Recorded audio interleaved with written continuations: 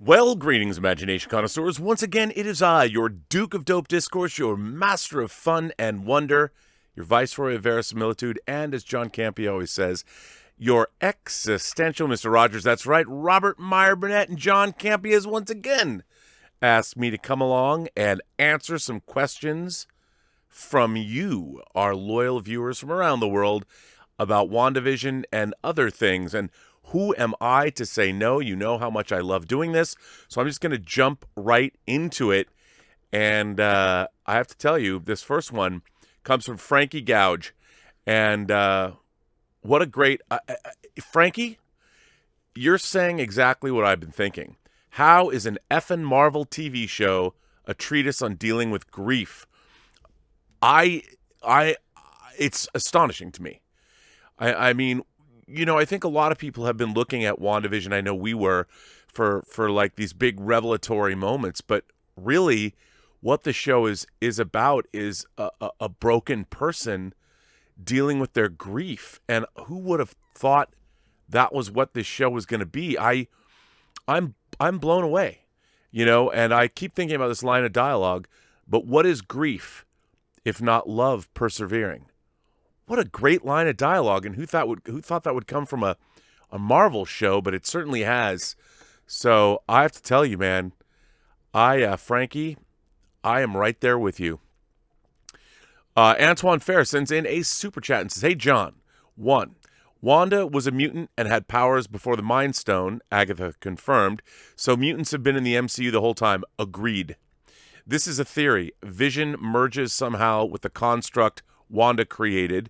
Boom, new Vision." That's one of 2. Antoine goes on to say this. So I'm assuming Spider-Man and Doctor Strange, since they're all connected, is going to open up the MCU big time, and we're in for a treat. Also, what time frame does Falcon and Winter Soldier take place in? I would imagine that Falcon and Winter Soldier, first of all, takes place after the snap, probably after WandaVision, I would imagine, because they're selling it as preserve the legacy, and I guess it's preserve the legacy of Captain America. But I think it'll probably take place after WandaVision.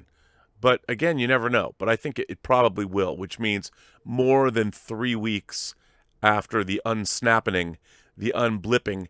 And then, of course, Spider-Man Far From Home took place about 7.5 months after WandaVision. So maybe it'll take place in between. I don't know. But I think you're right about that. I think mutants have been around for a long time. They just weren't called mutants, so they haven't been defined as such. Or maybe we just haven't heard their stories told yet. But I think you're absolutely right about that. Amazing. Frankie Gouch comes back and says, "I believe that Agatha was talking through Hayward in that scene." Could be. Could be talking through. I think you might be right about that.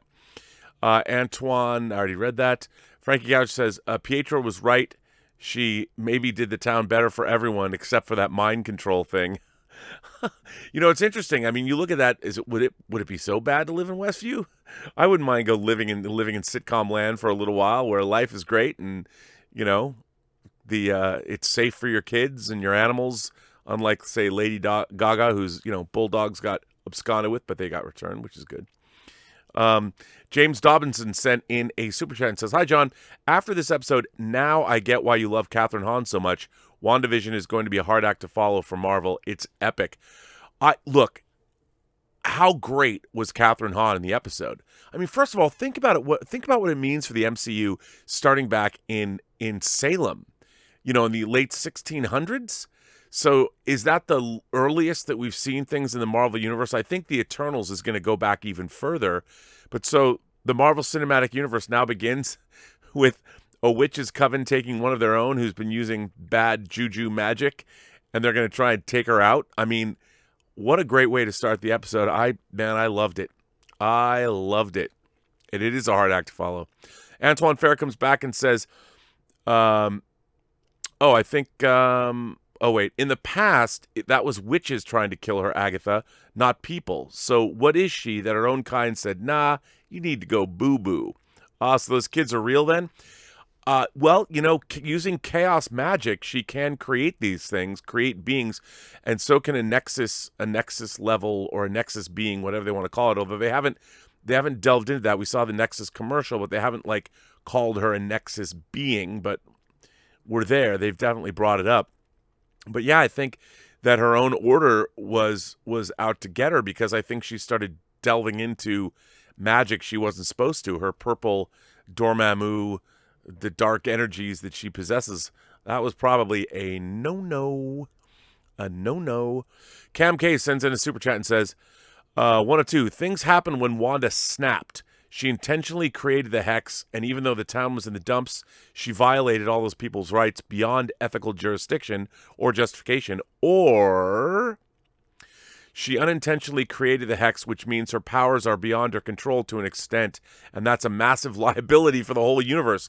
Yeah, you know what, Cam? I'm really curious about where they're going to go with this exactly, because she is a liability for the whole universe. What does all of this mean?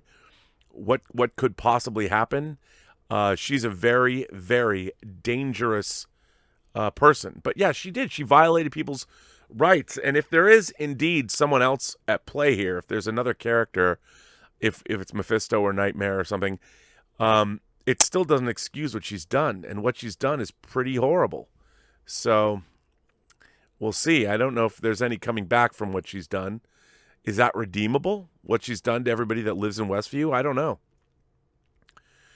The Edge of Reason sends in a super chat and says, "Hi, John. One thing I noticed about Hayward's interaction with Wanda at the sword facility is that he seems very nervous and scared and actually never takes his eyes off her. What are your thoughts?" I think he is nervous and scared because he knows how powerful she is and knows that they've got Vision and there's some shenanigans happening. And if she goes and gets angry, there will be hell to pay, and probably for him. And, you know, you don't know what's going on, and it's pretty terrifying. I mean, I wouldn't want to get on the bad side of Wanda Maximoff. I wouldn't. Joseph sends in a super chat and says, White Vision has to give us Ultron back, right? And I think Hayward is a Kree or a Skrull trying to use it as a weapon. Could be. I mean, you know what? I've been saying this on these chats. I think ultimately that if they bring in the Kree and the Skrulls or whatever, I think it's too much. As we started out with this chat saying, this show is so much about grief that I don't think you want to take the emphasis away, especially during the climax, off of Wanda. I don't know exactly what's going to happen, but I think she's earned a climax. I think it's going to be sad, but if they pack too much into it, it could dilute what's happening. Maybe. I don't know, but maybe.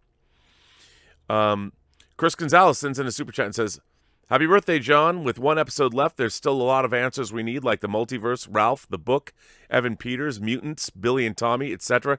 Chris, so many questions. I hope they stick the landing on this. I really do. Who knows what's going to happen, but a lot could. I just hope that it lives up to what we've been seeing so far. I don't know, man. I mean, they got to open up the multiverse. Who is Ralph? The book, is that the Darkhold? Evan Peters was... How did she just conjure him up? That she just made him look like that? I mean, very weird. Snake Jerusalem sends in a super chat and says, "I think Wanda will find a way to merge her manifestation of Vision with White Vision, thus creating a new being that is powered by her magic."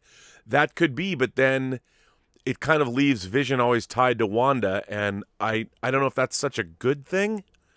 I mean, there's a lot of people are talking about how these visions are going to be manifestations of they're going to be put together into a new version. I don't know if that's going to happen, but we shall see. We shall see. A lot of people are saying that maybe it'll happen. I don't know.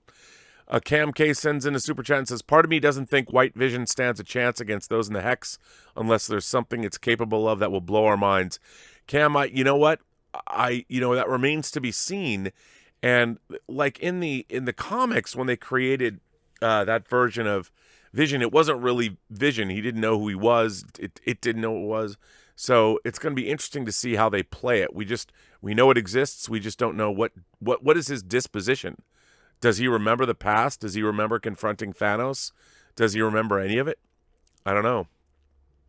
KC McNatt says, "If Wanda was enhanced by the Mind Stone because she's always been a witch, then why was Pietro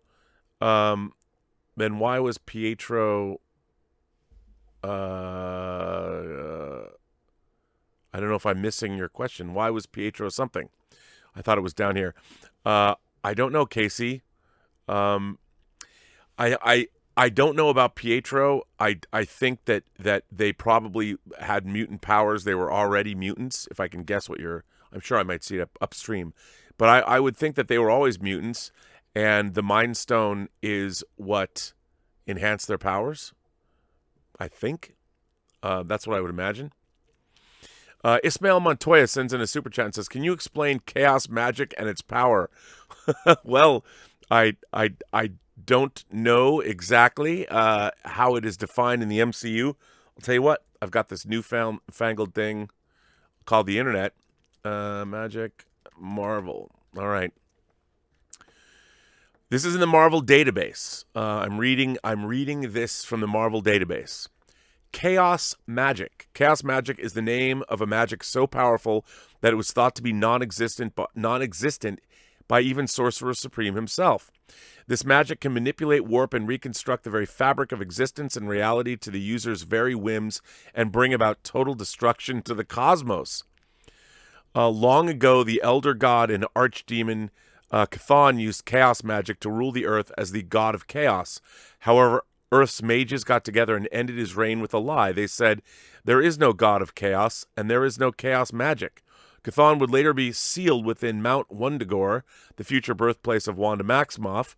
The newborn Wanda would be touched by the hand of the degenerate elder god Chthon, which would leave her with a fraction of his powers that would let her control chaos energy and alter reality itself beyond recognition.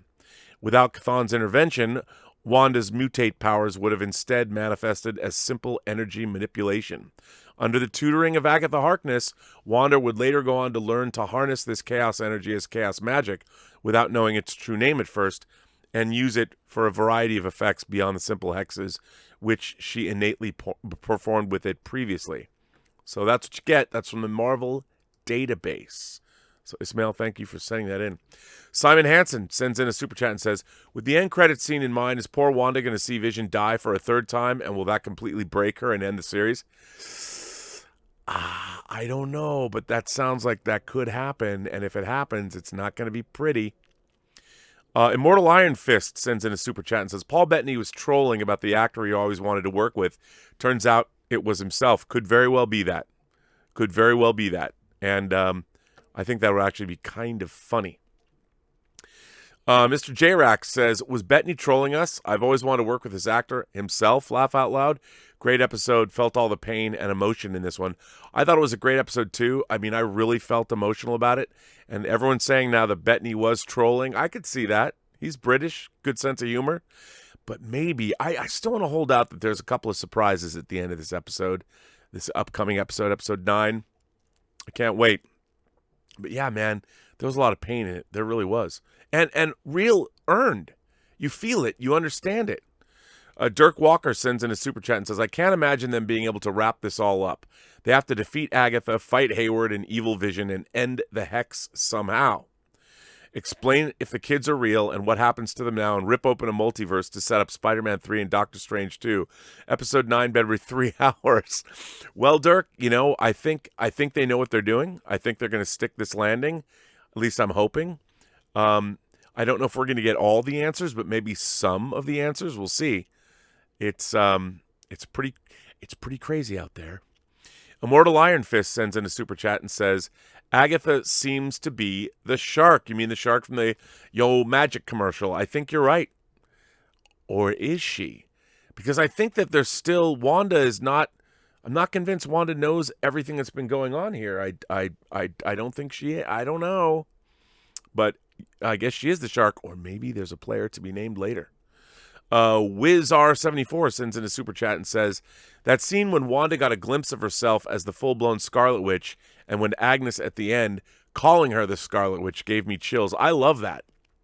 Their Agnes, has her, calls her, "You're using chaos magic. You are the Scarlet Witch," or whatever. I love that. I thought it was great. It was terrific. Matt Hardy sends in a super chat and says, "Hey, John, apologies if this has been asked already, but some believe Bettany was referring to White Vision himself as the big actor he wanted to work with for a while as a joke. Thoughts?" Well, As you've heard it, a number of people have asked. I think there's probably something to that. I don't know for sure, but it sounds kind of something that an actor would say, and Bettany has a pretty good sense of humor, so maybe. Because remember, when actors and things are saying, when they're being interviewed and stuff, they're not aware of the way we're approaching this stuff, so they don't quite understand how one little thing that somebody says is going to set us off, set us fans. We're going to be crazy, nutty about it. But it could be, Matt. Matt Hardy goes on to say, I just noticed it was definitely mentioned multiple times. Ha ha ha. My apologies. Keep up the great work, though. I look forward to these every Friday. Well, I look forward to doing them. I'm going to miss out talking about WandaVision with all of you. Paths Unwritten sends in a super chat and says, so now we have it. The genius actor revealed that Paul Bettany wanted to work with his whole life was another Paul Bettany. Hashtag, it was Bettany all along. You know what? Maybe we're, again, overthinking it. Maybe there is a big reveal at the end. I think there might be. I really do. Crash Woodson sends in a super chat and says, small detail. In the last episode's intro, there was a flash of Wanda's name spelled with nuts. And the episode of the Dick Van Dyke Show they were watching was called It May Look Like a Walnut. Small connection. Maybe a small connection, but a good catch. Don't we all want to go and watch that Dick Van Dyke Show episode? Is it online? It must be online. I'd love to see the analytics and how many people searched for it and watched it since Friday. Love to see it. Isaac Meckler says, happy birthday, John. I will say that. I think John will see it. Happy birthday to John. Yes, indeed. Callum MacArthur sends in a super chat and says, wow, what an episode. This series has been amazing. What has been your favorite part of the series so far? Keep up the good work. You know what? I have to tell you, I think my favorite moment was when, just because I was following, it was when when Wanda just threw her out of the hex and she lands and everybody comes to get her, because that was the very end of episode 3. And it was like, I'm like, oh. And then another moment was in episode 4, realizing we're seeing Monica come back from the blip. And we haven't seen that before. And I thought that was really, really cool. I mean, this show is filling in so much about the Marvel Cinematic Universe and what happened. I so enjoy it. But the rest of it I've just enjoyed. But those two moments, because one, I was so shocked by Monica getting thrown out of the hex, and two, watching her come back and realizing the episode was a flashback. I was like, oh, and it just, it kept me going. It kept me all excited again because they took a different turn, and I love that. I love that it was surprising. Callum also says, keep up the good work. We try.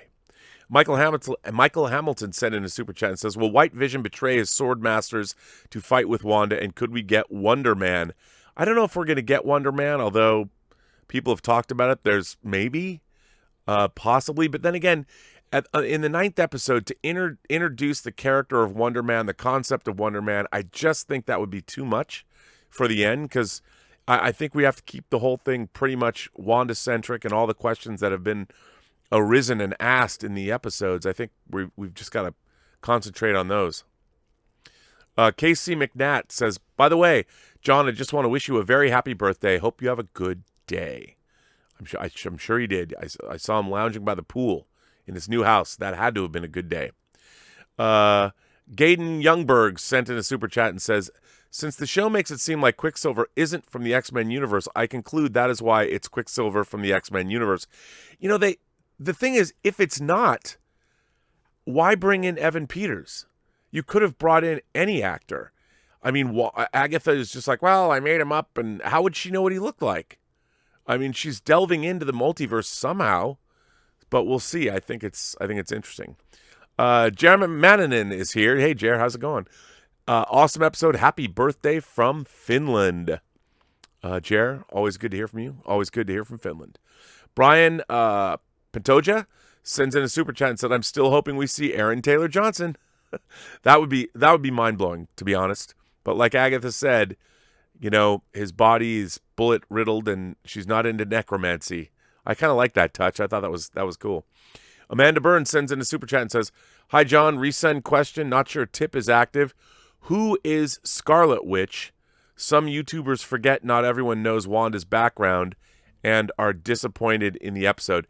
Yeah, I don't know what people are expecting. I mean, I think this show has been the journey. I guess people are expecting to have them blown away at the end of every episode, where that's not how TV works necessarily. I think they've been parceling out information. It's been fascinating. I think the show has been amazing to watch, and I've really enjoyed it. I mean, I'm not watching it just for some shocking revelation at the end of every episode. I thought this episode was incredibly moving. Really liked it. But you're right. You're right, Amanda. I mean, I think a lot of people aren't. The fact that she was called Scarlet Witch finally, and now we know why, and how it came from Agatha Harkness, who was from the 16th century, pretty amazing. I thought it was amazing. I really liked it. Extreme Nation sends in a super chat and says, "Hey, John, what an episode. Some answers like the sitcoms. Wanda created it, the Vision's evil twin, and that end line, 'This is chaos magic. You are the Scarlet Witch.'" Loved it. I loved it, man. I thought that was so good. Chills, this longtime Marvel comic fan. I'm like, yeah. Clever Name sent in a super chat and says, "One of my favorite episodes of TV, What is Love? Her on the empty lot. It was 2 a.m. I was tired, but I can't believe I cried at an MCU show. Emmy chances." All those things were amazing. All those moments were amazing. The empty lot, all that stuff was quite amazing. And who would have thought that this show would be about dealing with trauma and grief? And I just thought it was terrific. I really enjoyed it, and the tie into the sitcoms was great. And I mean, crying at an MCU show, it's pretty. I mean, the fact that we can get this emotionally wrapped up in these characters is pretty amazing. Pretty amazing. Devin A sends in a super chat and says, "Do you think Vision will be reborn for good now and be able to escape the hex in his rebuilt white body?" I do. It's the fake death universe after all. I don't know, Devin. I mean, it's going to be interesting to see what they do with this Vision. Like, does Vision retain any of his memories? Is he at all like the old Vision or not? I mean, I think we're going to have to find out. We're going to have to see. I don't know. I have many questions. Antoine Fair sends in a super chat and says, "Is Agatha a villain? I don't know. Wanda really didn't mean to create this hex. Seems like emotions did it, but she's fighting to keep it because of her loss. We're going to see Vision's soul and body fight each other, and it's going to be awesome." Anton Fair, it could be a good battle. I agree, but that you bring up a good point. Is Agatha Harkness a villain? I mean, she's a mentor to Wanda in the comics, and other than, well, I mean, she did kill her coven. Of course, they were going to kill her, so it was kind of self-defense. But I ultimately, maybe she's just here to see what's going on. Like, I don't know. But is Agatha really a villain? Yeah, because what has she really done other than torment Wanda? But she's trying to figure out what's up. And Wanda is now, of course, one of the most dangerous people in the universe. So, good question, Antoine. Matt Fitch sends in a super chat and says, "Great episode, although I wanted to smash my TV when I saw the credits. Great story exposition, emotional, and some major reveals. Next week is truly going to be epic. Doctor Strange is coming, as well as that cameo that we keep guessing about. It's going to be really interesting to see. Really interesting to see how this all goes down. There's a lot that's going to happen. I mean, I'm there for it, though." AV Callie sends in a super chat and says, "So Earth has witches now?" I know, right? But then again, if you've got Asgard, you've got Iron Man, you've got the Guardians of the Galaxy, why not witches? We're going to get Blade. So the supernatural has always existed inside the Marvel Cinematic Universe, so we shall see. It seems Sword has been studying Vision for a good 5 years. I wonder what this white Vision will do. Agatha is going to kill the twins. I don't know if she's going to kill the twins, because those twins are part of the Marvel Universe. So maybe they will stick around. Entertainerd Studios sends in a super chat and says, "We're heading for dark days. My bad. We're heading for dark reality. I believe episode 9 is going to be deliciously great and unfortunately sad." Entertainerd. I like that. Entertainerd Studios. I think you're right. I think it's going to end sadly. James Argenta says, it seems to me Hayward is what Stark would have become without Happy, Rhodey, or Cap and Pepper to guide him down the right path. White Vision is what he wanted Ultron to be. I still think Evan is Fox's Quicksilver. A lot to unpack there, James, but I think you're right. I think maybe Hayward is that way. But remember, he seemed to have a great relationship with Monica's mother. It's just, remember what the last 5 years had to have been like for them, living within the post-Snap universe and what they were trying to do. They realized the kind of threats. Can you imagine the existential crisis people would have knowing that Thanos existed and knowing what he did? Like half the people in the universe just eliminated. Once that happens to you, where do you go from there? And I think that's where Hayward was. He's like, we need to create things to combat something like this, because this kind of power is staggering and human beings have never encountered something like this before. So they needed whatever they could get. I think that ultimately, is Hayward such a bad guy? I guess we'll have to see. Snake Jerusalem sent in a super chat and says, so if Wanda survived and got his powers from the Mind Stone due to latent abilities, does that mean that Carol Danvers also has the witch gene? Ooh, good question. I don't think so, because I think she's just different. She's just different. And I think not everyone's the same. Obviously, Wanda is a one-of-a-kind Nexus being, so she would be different than Carol Danvers. So I don't think Carol Danvers has the witch gene. James Argenta sends in a super chat and says, after Feige's comments at the Television Critics Association, I think Coulson could appear as a cameo. Feige will just ignore and retcon things he did not like, hopefully with Ming-Na Wen. I don't know, man. We keep hearing reports that people from the Netflix Marvel Universe are showing up, but I don't think that means we're ever going to see people from Agents of S.H.I.E.L.D. I don't know. I just don't see them incorporating that into their mythology, but you never know. We are in the multiverse, so who knows? Sam Fisher says, I imagine there's a guy who 6 years ago theorized the bomb not going off was Wanda's probability magic, now doing a victory lap. Great way to do a retcon. That's interesting. Was it a retcon, though? I mean, maybe that she did do that. It's interesting. It's an interesting way to look at it. Maybe. Adrian Chandler sends in a super chat and says that actor Paul Bettany said he wanted to work with something his whole life. What a twist that it's himself. Some Bettany on Bettany action coming next week. Viz on Viz. I know. I'm sure someone's already out there writing horrible slash fiction about that right now. The shippers are going to go nuts.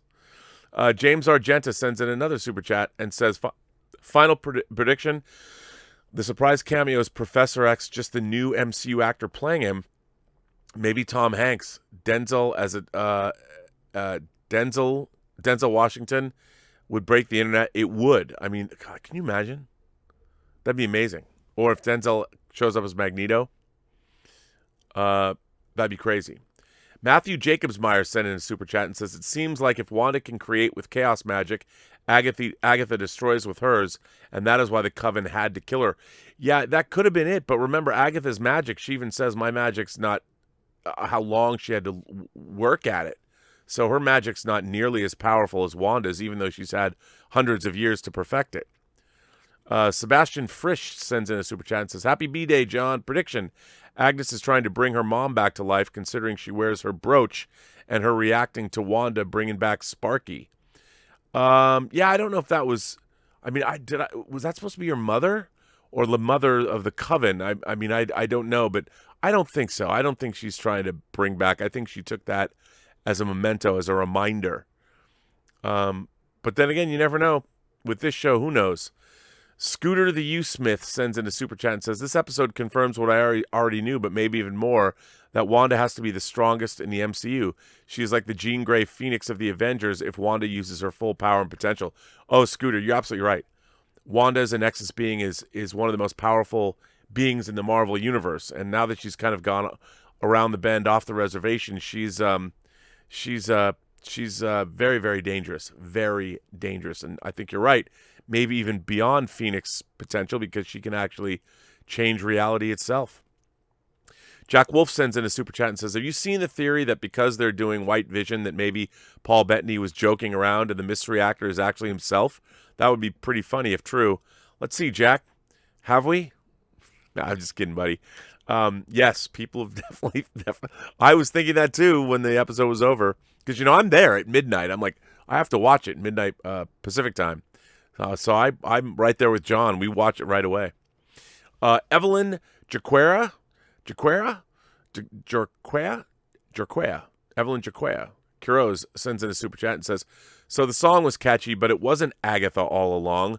I do worry now the show will not be able to answer the questions we have, but I have big hopes. Yeah, it wasn't Agatha all along. Nope, but you see, that was her within Wanda's reality. Like, it's Wanda making that up.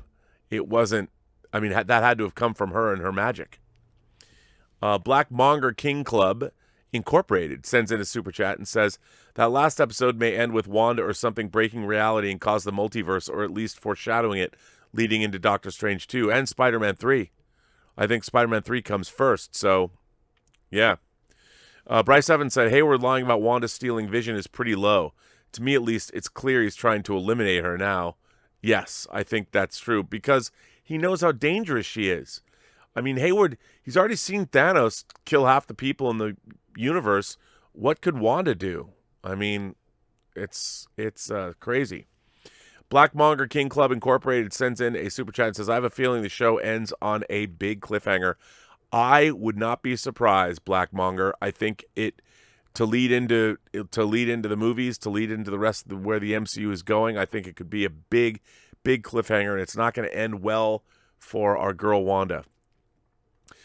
Dean Dada sends in a super chat and says, happy birthday, John. Hell of an episode.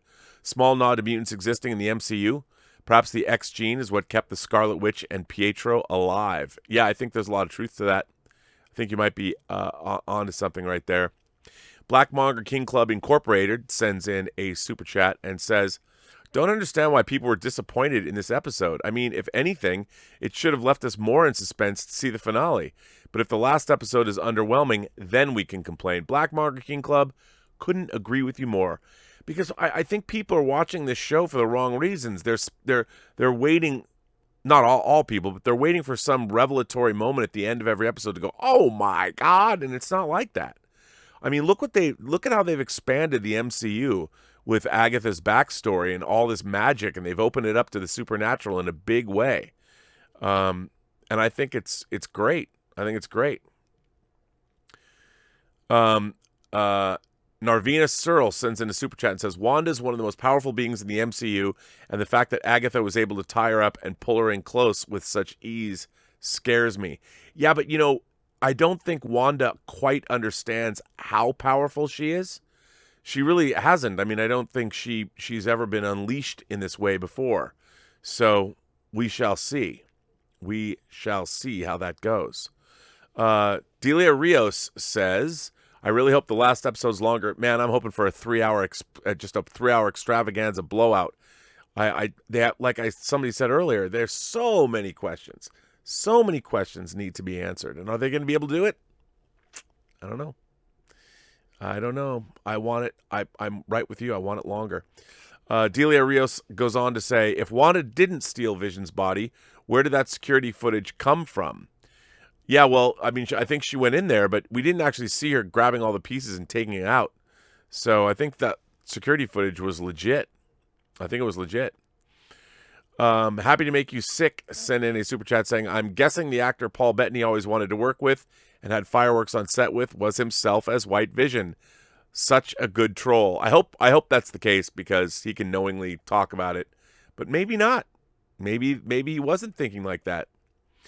Ulysses Scooter Smith for the U Entertainment sent in a super chat and says, the way Kevin Feige is retconning for mutants is genius. You think so? It's interesting to see how that's all going to work. I don't necessarily think he's retconning. We're just learning more information we hadn't had before. So, never know. Dean Dada sends in a super chat and says, John, the stones were never returned. Cap brought them to Kevin Feige and is using his powers for good. Maybe so. Maybe Kevin Feige had the Infinity Stones the whole time. And he's just telling a story. This is how he's telling us he has them, by creating the whole MCU. Ulysses Scooter Smith for the U Entertainment says Wanda is the strongest Avenger. Sorry, Thor and Hulk. Well, yeah, what she can do is crazy. She is the strongest Avenger. She is the strongest. And now she's going to be coming into her own, so we're going to really understand just how powerful she is. JMeister25 sends in a super chat and says, saw some positive reviews where the critics said they need to reevaluate their previous complaints. Well, gee, imagine that. Yeah, I mean, I think it's to criticize the show as it's going along. I think, when we go back and watch it again, because I can't wait to go watch it once it's all over, seeing like in the first 3 episodes, I bet there's a lot of stuff hidden in there that we didn't even notice back then because we didn't know to look for it. And we'll see. So you're right, Jay Meister. Ulysses Scooter Smith for the U Entertainment sent in another super chat. I hope we get a 1-hour final episode. Has to be. I don't see how they can. It has to be a long episode, right? And it can't be like 45 minutes with the credits. I mean, it's got to be a long episode. There's got to be a long. The whole end of this has to be some amazing blowout. It really does, because it's got a lot it has to accomplish. Tracy Dale sends in a super chat and says, love this episode. You called the flashback episode. I was saying that too. Also, Wanda did create this all, even Vision. Wow. Final note after the episode, I hate Hayward. Yeah, he started out as like a good guy in the beginning when we first met him in episode 4, but he's turned out to be a douche. We'll see what happens with Vision, and it'll like, what does he hope to accomplish? I don't know. We'll see. It's going to be really interesting to see how it all goes down. Tom Foster sends in a super chat and says, wow, John, you were right about Hex Vision all along. Over or under 50% Hex Vision will merge with Sword Real Vision by the end of the episode. People keep saying that. I don't necessarily think that's going to happen, because there is no other Vision. I mean, Sword Vision is the only Vision. The other one it's chaos magic. I mean, maybe they could merge together, but I don't know. We'll see. Daniel Qualls sends in a very generous super chat. Well, I thank you, Daniel. It's very nice that you're supporting the channel in that way. I have never felt so many emotions in such a little amount of time. She got her name. I was so happy. Hayward created White Vision. I was so mad. But I'm confused. He was tracking decaying vibranium in the Hex, but Wanda didn't take Vision. Yeah, that was interesting, the decaying vibranium. What's going on? I don't know. But you're right. I mean, this episode, I never knew. When she went in and saw her parents and everything, and like even when her mother looks out and you see that there's battles going on in the streets and in Sokovia, and it's just the whole episode got me really emotional. I thought it was, after the kind of throwback horror movie with Agatha Harkness in the whole beginning, where she was going to be burned at the stake but turns the tables on her coven that gets him back and kills everybody. I was like, all right, but then it turned into something. And Catherine Hahn's performance, my God, did she sell that or what? I mean, she's so great in this show. She really is. And I loved it. And I just keep thinking about that line of dialogue. But what is grief if not love persevering? So good. What a line of dialogue. But yeah, it was crazy. And again, Daniel, thank you for supporting the channel that way. Trashy Gamer sends in a super chat and says, how about for season 2, WandaVision takes over Fox ABC shows like The Goldbergs or The Simpsons? You know what? I honestly don't think that we're going to be getting a WandaVision season 2. I think this is a limited series. It's one and done. And I think I like it that way. So yeah, I don't think we're going to be getting that, but hey, you never know. You never know. Ryan Towley says, Strange has to show with all the magic now, but I think Agnes is working with Mordo to end sorcerers. I hope Vision 3.0 has James Spader's Ultron voice. Oh, you don't want Paul Bettany. It would make me sad. Yeah, I don't know what's going to happen with Agnes. I'm sure Agnes is going to show up in these next... Isn't she already slated to be in Doctor Strange 2? I think she'd have to be with Mordo. It's going to be interesting to see where that all goes. But I want Paul Bettany to stay Vision. I really like Paul Bettany's Vision. I like his voice. Armando Reyes sends in a super chat and says, do you think this show gets the praise and notoriety it has now because of how interconnected it is to the MCU at large? Or can this be considered a great show on its own? It's a great show regardless. I think it can be considered a great show on its own. I think it works on its own. Although I'll never know because I'm so steeped in the Marvel Cinematic Universe. But I think that's the whole point, is that this is something new, this interconnectivity to the larger MCU. And the fact that it gets, remember, it's got to get exponentially more difficult every time they do something new because they have to make it work within all of this stuff, the whole continuity. And this opens up all new realms of continuity with Agatha Harkness and how long she's been gone or been there, and craziness. So yeah. So Armando, I think it's a great show regardless. Daniel Quall says, witnessing the events of Wanda's life that we've never seen before hit hard for me. I'm 24 and I cried. But did you notice the silhouette of Scarlet Witch, headpiece included, that she saw floating to her in front of the Mind Stone? Yeah, I saw a little bit about that. Yes, I did. And it does, man. I have to tell you once again, by the way, thank you for supporting the channel in such a generous way. Thank you so much.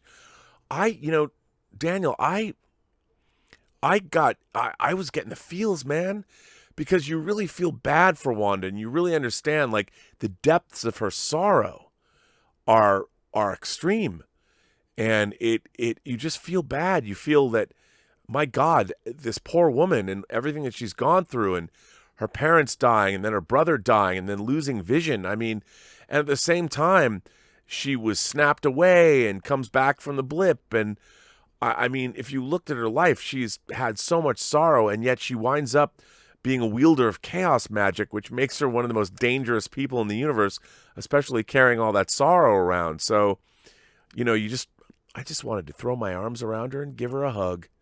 But it's crazy. And we'll see where it goes. I want to see how they're going to deal with her in the future. It's going to be crazy. How are they going to, I don't know. Because clearly, I mean, she's the first Avenger. She's got 9 episodes. Not even in Falcon and Winter Soldier have that many episodes. So of now the Avengers, we know more about Wanda than any other one of the characters now, I think. I guess if you think about all the sequel movies, but they're only, 2 hours long each. So even 3 Captain America movies is only 6 hours. I guess it's now similar. This whole thing is basically Wanda's. Instead of getting 3 movies, she got this show. So, pretty amazing. Matthew Heap, 102, says, tears, John, tears. Now I'm fully sold on the love these two share after the What is Grief scene. Now a fan favorite. Is Paul Bettany too good an actor to lose? I think we don't want to lose him. And Matthew goes on to say, over or under 40%, Wanda finds a way to combine visions and bring him back. If that happens, over or under, this Vision will have to stop her. Love the show. Big fan from the Manchester, UK. I'm sure does that mean you're a Man U fan? Probably, right? I would imagine. I think that everyone seems to think Wanda's going to combine the visions. I don't know if that's going to happen, but I think one of the visions is going to be the real Vision, and I think that Vision is going to have to be the one that tries to help Wanda, and I think it backfires. I think that's what's going to happen, and it's not going to be pretty. CMG2491 sends in a super chat and says, hey, John, and hopefully Ann, wow, what an episode. This has to be the one Elizabeth Olsen submits for Emmy consideration. I think so, too. I mean, this show is astonishing. It's astonishing, and I think it absolutely should win Emmys. But, I think there is a prejudice against comic book material for the Emmys. But hopefully this is something new. But I do think that there is a kind of prejudice against this kind of thing. It might not be deserved, but I think it exists. So, but we'll see. Anna D says, happy birthday. Well, thank you, Anna D. I very much appreciate that.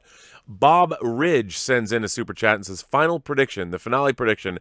Monica visits her engineer friend who is revealed to be Fox-era Reed Richards, plays by Ian Gruffudd. Then he says, perhaps you've met my brother-in-law as Chris Evans walks in. That would be mind-blowing. I don't even know what I'd think if that happened. I'd be like, wait, what? What? That'd be crazy, man. Amanda Burns sends in a super chat and says, Monica and Quicksilver save the kids. Monica was examining the lair with her power not being controlled by Agnes. That's why her eyes were purple. Ooh. Yeah, where is Monica? We don't know, do we? Johnny Weiner says, Ultron, I wonder why only you two survivors... Ultron, I wonder why only you two survived Strucker's experience. Now I don't. I guess so do we. By the way, it's Weiner, as in Weiner. Yeah, like Matthew Weiner, who made Mad Men. I don't know. And Strucker, I don't know.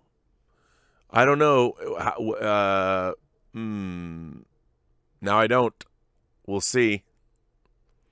The last shady walking Marvel sends in a super chat and says, amazing episode. I'm so happy this is all Wanda and she didn't steal the body. I was shook. Seeing her watch sitcoms with her family, I almost cried. I know, man. That got me too. I'm like, oh, and it was so cool that it's all real sitcoms. Like it is the Dick Van Dyke Show and Malcolm in the Middle, and so I love that, and man, it's crazy. Joshua Tabak says, I enjoyed this episode a lot. I did get a Ghosts of Wanda Past vibe, though. I liked how they made sense of the sitcom themes the show is based on. I thought they did a great job, and now we know exactly why and how much these sitcoms meant to her, how much a part of her psyche. I mean, her whole childhood was full of these sitcoms that were probably keeping the family sane or keeping her sane as a little girl in the face of being in war-torn Sokovia. It was really, really good. I really liked it. Niger Kajina sends in a super chat and says, first, I want to say happy 21st birthday, young man. Second, I just wanted to hear your opinion on the evolution of Vision. I actually love it. I do too. You know, Vision's always been an interesting cat in the comics, and I always liked the Vision growing up, and I really like Bettany as the Vision a lot. I loved him when he was introduced, and we shall see what's going to happen. And I love it. I do too. And now Joshua Tabak says, so we potentially get a Vision versus Vision finale. I think that's going to be part of it. There's got to be something. Or, we're all thinking it's Vision versus Vision. But why do they have to be fighting? I mean, we don't quite know what Hayward and Sword has done. What are they supposed to do? I don't know yet. So maybe this show doesn't exactly do what we think it's going to do. So are they going to fight or maybe not? I don't know. Darth Grant sends in a super chat and says, the backstory of Wanda and Pietro's kids still hits hard. Absolutely. When I think back to how Pietro and Wanda explained it in Age of Ultron, tears, man. Then the bedroom scene. What is grief, if not love, persevering? I agree. I mean, who would have thought, like the beginning of this chat, or this companion video, who would have thought that the MCU would be able to elicit this kind of emotion with a show that's been, let's face it, outlandish and in a way kind of goofy, but awesome. And I wouldn't have thought that, wow, it would hit you in the feels the way it does, but man, do they do a good job of it. Jeffrey Solomon sends in a super chat and says, mid-credits, Ultron? The part Suri saved before interrupted was the Ultron part. John, you demand. Thanks for all the entertainment. I don't know if it was Ultron. I don't know. I don't know, Jeffrey. I don't know if I can go there. I don't know. But we'll see. I just think Ultron, if he shows up, I think it's going to take away the emphasis from where it should be. But with these shows, who's to say? You just never know. You just never know. Matthew Cassidy sends in a super chat and says, is Gray Vision or White different stories in the comics? You are correct, sir. They are different stories in the comics. They always adapt. The MCU always adapts. They take their inspiration from the comic stories, but then they change them and adapt them to what they want to do. So I would have to say, I'm going to go with the White Vision. I don't know. Again, we'll have to see how they're going to do it. And I'm looking forward to it. I can't wait. Can't wait till next week. Balam Garden Seed 87 sends in a super chat and says, morning, John. Finally, the flashback episode you were speaking of with this new White Vision Hayward created. Could this be Hex's Vision's way out? You know what? I don't know, man. I think this is gonna not end well for the old Vision. I think we're not gonna have the Vision we know and love. We're gonna leave Vision off. I mean, I'm sure he's gonna have room to grow, but I think it's not gonna be all it's not gonna be a bed of roses for old Vision. We shall see. However, I'm looking forward to it. Michael Barker sends in a super chat and says, "Anybody else get Eternal Sunshine vibes from this one?" Oh yeah, man. This does that's really astute. I love Eternal Sunshine of the Spotless Mind. I think it's one of Jim Carrey's greatest movies, and there is definitely a bit of that in this. Very astute. Ross Pitt, Shark Hunter, sends in a super chat and says, "She got the name. Nobody freak out. Leave that for me. It was so great. Chaos Magic, Scarlet Witch. Ba-bam." Isn't it interesting that it was Agatha Harkness who gave her that name, too? Loved it. Darth Grant sends in a super chat and says, "I don't think Marvel's going to take her kids after this. That would just be too cruel. They can take Vision again, but at least let her keep her kids. Maybe she actually leaves them behind. Like she takes off into the multiverse. I don't know. She's a Nexus being. Could be crazy, but I just think it's going to end sadly for Wanda, unfortunately. I just can't see this ending well." So, Joe Byron said, "Wanda can't possibly win. Agatha has the high ground." I don't know. I don't know if she does. I think Wanda's more powerful than Agatha. Wanda just has to realize that, and I think she's going to in this next episode. Raymond Weaver sends in a super chat and says, "Over or under 10%, we see someone from Spider-Man No Way Home make a cameo in the finale." Well, I think, look, Doctor Strange, somebody's going to make a cameo. I bet on Doctor Strange. I think it's going to be our old Mr. Strange, our old Doctor Strange. I think so. We shall see. Ross Pitt, Shark Hunter, says, "I have a real tough time handling child deaths in media. I threw out Jurassic Park before I finished the first chapter." Wow. So I'm really worried about what is to come and how I might react to it. I don't think you have to worry, Ross. I don't think Marvel's not going to kill these kids. Plus, they're too adorable. Everyone likes them. Caleb Kaiser sends, "If White Vision's first words are 'there are no strings on me' in the last episode, my mind will be blown." That could be scary, although I wouldn't dislike that at all. I am an Ultron fan, as many people know. Jojo L sends in a super chat and says, "Oh my God, John and Ann, I felt so disrespected and fulfilled at the same time. How dare Raggedy Hayward lie on our girl Wanda for stealing Vision's body? And 2, I'm loving the witchy feel from this episode. WBU, what about you?" Jojo L, I'm with you, man. I love that this episode started in Salem, Massachusetts, back in the late 1600s. I thought that was amazing because they've just expanded and extended the Marvel Cinematic Universe, and I'm here for it. I love the supernatural elements to it. I think it's great. I can't believe Hayward lied about Vision, Vision's body being stolen by Wanda, but I think he had to. But it's crazy. Crazy. Love it all, though. Scott Constantine says in a super chat and says, "Hey, John and Ann, first time writing in to say happy birthday, John Campea. Hope it's grand. Thanks for all that you do. Am I the only one who sobbed through this whole episode?" No, man. I thought it was the feels right here. They were hitting hard and nicely done. And who would have thought, like somebody said at the beginning of this chat, who would have thought we got this kind of emotional wallop? It was great stuff. Ross Pitt Shark Hunter says, I think I love Hayward now. He's grown on me." Well, maybe if it turns out that he's not your standard cardboard villain and he was just trying to do what he thought was right. I mean, remember, after what happened with Thanos, you think the intelligence agencies around the world are going to want this to happen again?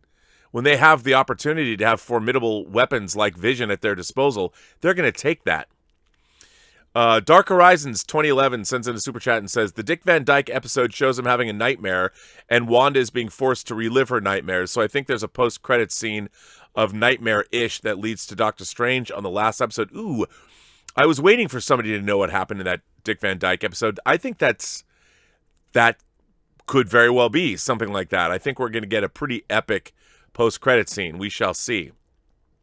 Charlie Uptown says, "Happy birthday, John. Wow, I felt that explosion. It was the Scarlet Witch in control. I got a bit of a Dark Phoenix vibe. Are the twins real?" Pietro. Are the twins real? I think they are.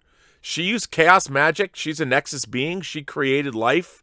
I think they're real. And of course, they grow up, Wiccan and Speed grow up to be young Avengers. So they could very well be. Michael Botchar.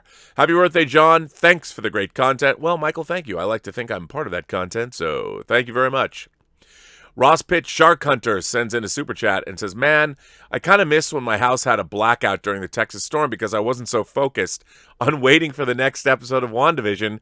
This week was so long compared to the last. Man, I think this next week is going to be even longer. Even longer. I can't wait. Corey Hensley sends in a super chat and says, happy birthday, John. So yesterday I sent in a theory on the John Campea Show under the name Hilarion Strong. Oh, wait, pardon me. These are two matched things together. Strong3 sends in a super chat and says, Mysterio was inspired by Wanda's illusions. Thoughts? I was thinking that, man. Mysterio, after what goes on with the Hex and people know it and it gets out, Mysterio could very well have known what happened here and utilized the whole idea of the multiverse. That's why people believed it, is because whatever happens at the end of WandaVision ties into all that. So I think it's a strong tie-in to Spider-Man Far From Home. Can't wait to see how that goes, but I think you're definitely onto something. Corey Hensley, back to him. Happy birthday, John. So yesterday I sent in a theory on the John Campea Show under the name Hilarion. And unfortunately, by the time you read it on the next show, it will have been proven false. Marvel giveth and Marvel taketh away. Well, Corey, that's the risk we take as fans, theorizing about things we haven't seen yet. But isn't that what makes it fun? Uncle Ed sends in a super chat and says, WandaVision just introduced the X-Men. I feel like that is where they're going with the bomb reveal. I don't necessarily think they're... I think that... Look... I think we're going to find out the X-Men have always been here. We just haven't had their stories played out yet.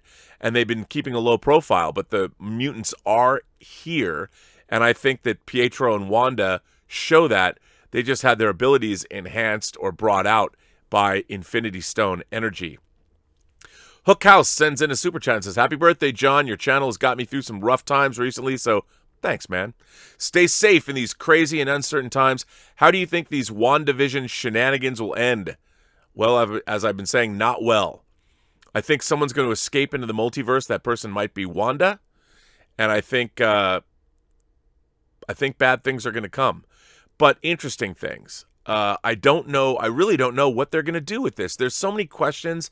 Is Wanda going to be classified as a Nexus being? If she is, what does that mean? Where are we going to go? Where does that take us?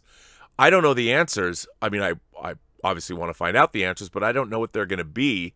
So it's crazy. Shine on, you crazy diamond. I don't know where the shenanigans are going to end, Hook, but I'm all here for it. Andrew Velovich sends in a super chat and says, watching WandaVision really makes me wish that the King of the Sweaties was still here with us, man. Andrew, I'm so there with you. I'd like to think he'll be sitting right next to you guys, absolutely ecstatic over every reveal, new question the show throws at us. Thank you for keeping his legacy alive. Have a great birthday and always stay sweaty. Andrew, honestly, I want to thank you for those comments. I love hearing about how John Schnepp is remembered because, you know, I was doing Collider Heroes with him for 3.5 years, and his loss, I feel it a lot. And like you said, I always think about that. I'm like, God, Schnepp would have loved this. I mean, WandaVision, Falcon and Winter Soldier, Godzilla versus Kong, and the Snyder Cut of Justice League. He would have been like, well, does the phrase pig and shit mean anything to you? Because I always love that phrase, by the way. Schnepp would have been loving this. He would have been snarfing it all up. I can't believe he's not here. K-Man to you sends in a super chat and says, I think Pietro was killed when her parents were killed, but she recreated him like she did with Vision when she got her powers from the Infinity Stone. Ooh, I don't know about that. Because that would negate Pietro's death in Age of Ultron. And I'd like to think that it was really him. But that's dark. I do like your dark sense of humor, K-Man. Cam K sends in a super chat and says, so the Wanda may have inherited extra power from the Mind Stone, hence why she was able to destroy it, and why Vision was constructed out of yellow energy. Could be. Could very well be. I don't know. OJ says the house deed was the episode 1 calendar with the heart. Yep. Yes, it was. I know. It just doesn't make you cry. I'm telling you, this whole show tugs on the heartstrings. I can't wait to go back and watch all of this in one shot. I really can't, because I want to see how all of it ties together. I think the details are incredible. Wham! Words of Magic sent in a super chat and says, "Happy birthday. What if Wanda was pregnant before the snap? I don't believe that. Time, 5 hours for her, but 5 hours for other. Magic plus the Mind Stone, real manifests with fast growth. I don't think she was pregnant before then. I don't think so. Just because of where she was at, I don't know. Especially if it was her nexus being magic that caused it to happen. I don't think she was." Jason Ellis sends in a super chat and says, "What if the actor Paul Bettany has never gotten to work alongside with is Paul Bettany? All jokes aside, definitely my favorite episode." Well, Jason, great minds apparently think alike, because you're not the only one. You know what? He could have been trolling. And I wouldn't have put it past him. No, I wouldn't. Windwalker57 sends in a super chat and says, "So Wanda never stole Vision's body. Hayward used footage of her emotional outburst to craft a lie. Is this why he isn't calling the Avengers?" Oh, I think so. I think we know exactly now why he hasn't called the Avengers. He has his own agenda. You think the Avengers want to know that he's got Vision? No, they don't. So I think you're exactly correct. Skirmish Miniature Gaming sends in a super chat and says, "Episode 8 was called Previously On. So what if Episode 9 will be called WandaVision and be a full feature-length Scarlet Witch movie? There's still a lot to cover." Could be. I don't know. I think this final episode's going to be a major blowout. I mean, people are saying, "Oh, it's only 45 minutes." I hope not. I hope it's a lot longer. Maybe it's double length. They have a lot to cover. We shall see what happens.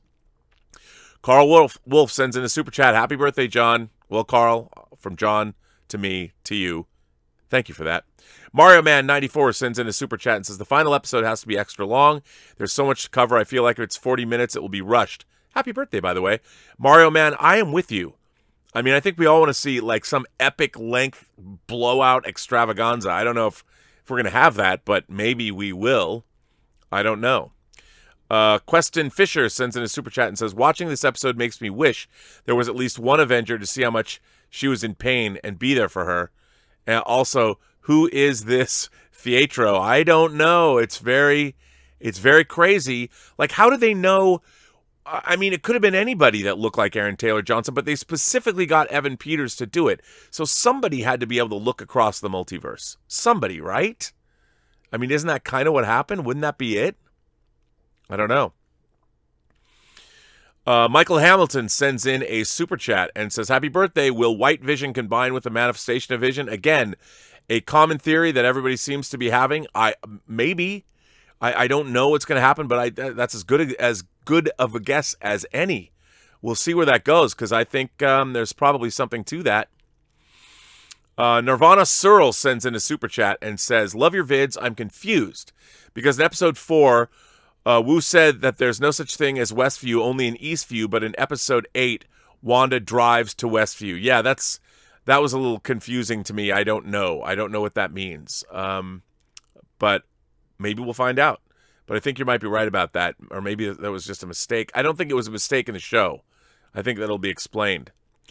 Queston Fisher says, "It's the GOAT's birthday. Happy birthday, John." Well, Queston, thank you for that. Thanks for sending that in. I'm sure John appreciates it. JMeister25 sends in a super chat and says, "Wanda's family watching sitcoms. God, that hit like an effing truck to the feels. MCU is still strong." Yeah, I mean, look, this is a different kind of MCU show. I've seen people complaining still, and I'm like, look, this is something new, something unique, something different. Isn't that a good thing? I think it's a good thing. I really do. Marvel Idiot sends in a super chat and says, "Happy birthday to the GOAT." Well, I'm sure John appreciates that. What about me? Can I be the GOAT one day? Maybe. Buddy Christ, the original Jedi, sends in a $5 super chat. "Holy shiitake mushrooms." Well, I think we can make an educated guess as to what those Yo Magic and Nexus commercials are hinting at. Yes, we can. Who's feeding off of whom, and who is the Nexus being? And when they are unleashed as a Nexus being, what can that mean? What does that do? Does that plunge us into the multiverse? Is there a rip in the fabric of space-time? Is she just going to give babies to everybody? Who knows? It's going to be crazy. Carlos Rojas sends in a super chat and says, happy birthday, John. Hope you have an amazing dinner or night with Anne. I'm sure they did. Anne is lovely. What's not to, well, if you're going to have a good night, what's, to have a wife like Anne? You know what I'm saying? Especially when you're going out to eat, you don't have to cook, right? SMJ sends in a super chat. Happy birthday, SMJ. Thank you, SMJ. I'll tell John that. Nay sent in a super chat and says, only one episode left. Could there actually be a Phantom episode 10? Wouldn't that be cool? Wouldn't that be cool if episode 9 said to be continued and you find out that there's actually a 10th episode of WandaVision? I would love that. That would be hilarious. Hilarious. Bradley Angst sends in a super chat and says, I believe Wanda can put her manifested vision made from her power into the soulless husk of Blue Vision to revive him next episode. That's how he can survive out of the Hex with a physical body. Well, she can do anything. So that could very well be the case. She is a Nexus level creature, and you could be right about that. I could see it. Everyone seems to think that's something like that's going to happen. Alan Schroeder sends in a super chat and says, happy birthday, John. I think if we ever see Mephisto, it won't be until Doctor Strange, Multiverse of Madness. Hayward seems to be the main villain of WandaVision to me now. Could be. But I do think there's more to this magic thing than we know, because Agnes even says, how did you do that? I mean, there's a lot to unpack here. There's a lot going on. So we shall see. But then again, who knows? Who knows? Glenmore Legister says, for a time tripper, fans since the AMC days wanted to say happy birthday. Or four-time tripper, who's been a fan since the AMC days, wanted to say happy birthday. Great episode. I don't believe Agnes is the bad guy, maybe an anti-hero. Yeah, I think so. I think, maybe there's more to it than we know. Maybe Agnes wanted to find out what's going on here. Because Wanda's the most powerful sorceress known to man or woman. So maybe something's up here. Billy Gianna says, happy birthday. Thanks, Billy. Laura Howard sent in, happy birthday, envious Agatha is going to get her butt kicked. I was right. Director is mad bad. We'll see. Although, you know what? Again, I'm of the opinion I've got to go with Hayward on this one. Because after the snap, what is Earth? Earth has no defenses against these kinds of things. And they need defenses. Harry Gomez sent in a super chat and says, no. Tyler Pfeiffer sent in a super chat and says, WandaVision, A Christmas Carol. I loved it. Was the nod to the ghost of past intentional? I think so. Loved every bit of this episode. Hayward straight up lied to Monica. Hayward lied to Monica. They figured he could get away with it because she wouldn't know. She was snapped. What a tool, though. So we shall see what happens. Will Monica call him on his lies, his dirty, filthy lies? We shall see. Henry Gomez sent in a super chat and says, my favorite episode so far. To me, the biggest question is, why did the Mind Stone react to Wanda that way? It was implied she may have been born a witch. Look, I think Wanda was born the way she is, and the Mind Stone or the Soul Stone or whatever stone, the Infinity Stones brought out what was already latent in her and helped her manifest it, but I think it was always there. But I think she was born a witch, 100%. JP Bonner sends in a super chat and says, do you think the White Vision will switch consciousness with the one created, sort of similar to the comic storyline? Yeah, I think, everybody seems to think that. I bet that happens. Something along those lines. I'll bet it kind of does. Buddy Christ, the original Jedi, sent in a $5 super chat and says, then that post-credit scene, so glad these episodes are only once a week, gives me time to absorb and build up that anticipation, gives me goosebumps. Buddy Christ, the original Jedi, I agree with you. I think, we've been saying on the John Campea Show for a while that yes, indeed, it's good to have this kind of anticipation. Like, I don't think it's right necessarily for every show. For instance, I would say that the animated series that I've been working on for Netflix, Dota Dragon's Blood, it's totally a binge show because, well, one, it's animated, but the story is so complex, it'll just play better if you can watch it right away. It's different than this. But I love the fact that we have the time to absorb these episodes. Like you said, you get to think about it and ponder it, watch it a couple more times and come up with your own theories and be like, yeah, that was rad, or whatever's going to happen. We don't really know. But I think that, yes, indeed, it is better to have the time to enjoy it. I really do. I think it's better. I enjoy it. I like it better. Jack Butler sends in a super chat and says, "Hey John, Agatha said he was the fake Pietro, but that doesn't rule out Quicksilver from the X-Men movies. It could be that by play fake Pietro, she means not Wanda's Pietro." Yes, I agree with that. They certainly never said. I think she reached across a multiverse and got him. Nailed him. Blue Tiger 700 sends in a super... Nailed him. Not like that, guys. Come on. Bring it down. Blue Tiger 700 sent in a super chat and says, "I have no idea who the big cameo will be. Who do you think it will be now? I still think Quicksilver's from Fox. Agatha says she used a possession spell." I agree. I agree with that. I think it's going to be Doctor Strange now, but maybe there's somebody else. I still think there's a big multiverse bad. I don't know who it might be, but somebody is going to be introduced. Somebody. Initial D's says, "Will it be Vision versus Vision or Wanda versus Vision and Wanda having to kill him again and watch him die for the third time? Sad times ahead." I think something like that's going to happen. Or the Vision that we've known is going to be put into White Vision, and that Vision is going to be destroyed, and the combination of the two might not remember anything. I don't know. Sober 687 sends in a super chat and says, "Hi John, that line that Vision said about grief got me bawling and stayed with me all day." I know, right? Totally. Happy birthday, John. I understand Wanda has been a witch all along, and the Mind Stone amplified her powers, but how did Pietro get his speed powers? By the way, I got to go back to Sober 687. You know, what is love? What is grief but love persevering? I mean, that was a great line of dialogue. That was one of the best line of dialogues I've heard in a long time. And why wouldn't you remember it? It's so good. It stays with me all. It's going to stay with me all year, I think. Joey sends in a super chat and says, "Happy birthday, John. I understand Wanda has been a witch all along and the Mind Stone amplified her powers, but how did Pietro get his speed powers?" I think because she was a mutant. They're both mutants. They're both mutants. They call them miracles, but they're both mutants. They were always mutants, and we're going to find that out. But I honestly believe that. I honestly believe that. Bob Gray says, "I thought the crown looked like horns, a.k.a. Mephisto." Could very well be. I mean, it wouldn't surprise me if Mephisto or Nightmare or Chthon shows up, and we'll know in 5 days. Mattuine sends in a super chat and says, "Now we know why Hayward was tracking decaying vibranium. He lied. Wanda didn't steal Vision's body. Good call." Yep, it was a good call, as opposed to being a bad call, Ripley. It's true.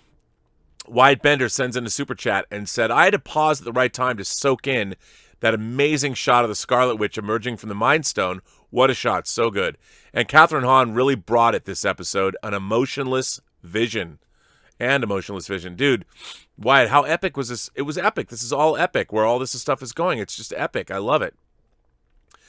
Neptunique says, "I have a feeling Agatha is the manifestation of Nightmare, Mephisto, and Agatha all in one. It's just too many villains to throw in while we've been so invested in Wanda Agatha this whole time." I don't know about that. I mean, I think Agatha is she's a great character. Catherine Hahn is obviously she's become a quick fan favorite. I don't think they don't want to dilute her. They got to let her be her, I think. Phil Simone sends in a super chat and says, "Maybe Wanda used within her the elements of the Mind Stone to recreate Vision 2. Could be. I mean, I think that could very well be. That certainly plays into a part. I think you're absolutely right about that. We'll probably know more about that, obviously, next week. Pizzy sends in a super chat and says, "Happy birthday, John. I'm not sure why it's so confirmed that it isn't X-Man Pietro. Agatha only said that wasn't MCU Pietro, but there's also still no explanation of how Pietro has super speed powers." Well, I think you're right. I think it is actually the X-Men universe, Evan Peters, that's been brought over, and again, it was a possession spell. He's trying to figure it all out, but he doesn't know. So, And his memories are scrambled because they're a combination of all these different memories, I would think. Dylan Valenti sends in a super chat and says, while Vision may not be the one we've seen in the Avengers films, he's real because Hayward was tracking the decay signature of vibranium in episode 6. Look, I agree with you. I think that, he is real because she does manifest life. So she has created a vision that is essentially, it is quote unquote real. It's there, but I think he was impermanent. But he's still probably made of vibranium and all that. That's why he could be detected. But if he's decaying, it's because it was magic. And, maybe he was just never destined to stay long. Ricky Bobby sends in a super chat and says, hey, John, tomorrow is my birthday. So this episode is a really great gift for me. Also, happy birthday to you. It's always great when we get things on our birthdays that we love, isn't it? Love it, love it, love it. Jasmine Jones sent in a super chat and says, good episode, emotional for Wanda. Man, I don't want anything to happen to her kids. I can't feel you. They were going to grow old together. You know what? I think her kids are going to, I think Wiccan and Speed are going to stick around unless the poor girl, they're going to take her kids. They're going to kill Vision. I mean, my God. I want at least something to be not depressing when this series comes to an end next week. I hope not. JMeister25 sends in a super chat and says, what is grief if not love persevering? Fantastic line. Such a great, great, great line.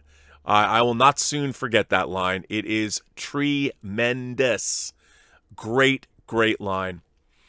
Dominic Suma sends in a super chat and says, screw it, John. I now hope Vision comes back to life somehow and Wanda gets a happy ending. I felt the complete opposite before this episode. I don't think it's going to happen, Dominic. I just don't see this ending happily ever after for anyone. I don't. I know. Ted Wu sends in a super chat and says, I love these post and pre-game shows. Would you consider doing this for the other Disney Plus MCU TV shows? You know what? If I may weigh in, I don't know. I mean, I'd have to see if Falcon and Winter Soldier is this kind of a show. It might be much more of a straightforward action show, which I think it would be. I think it's going to be very different than this. I don't think it's going to kind of engender the viewer interest as far as spoilers or what's going on, or I just don't think it's that kind of show. I could be wrong, but I just don't see it as being that kind of a show. But it could be. Again, I could be wrong.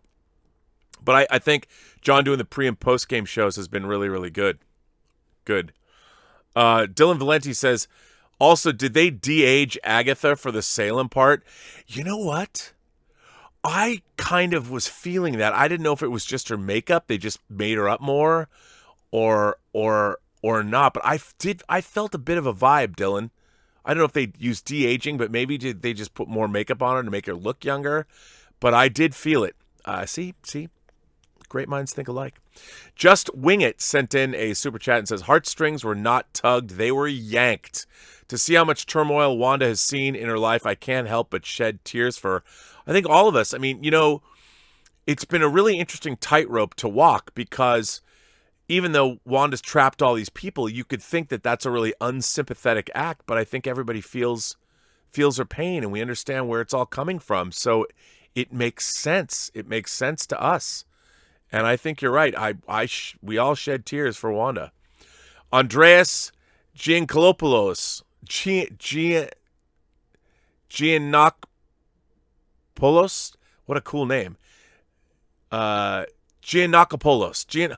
Andreas Giannakopoulos. Andreas Giannakopoulos. What a great name, Andreas. I've tried to say it before, but I think I got it. Giannakopoulos, right?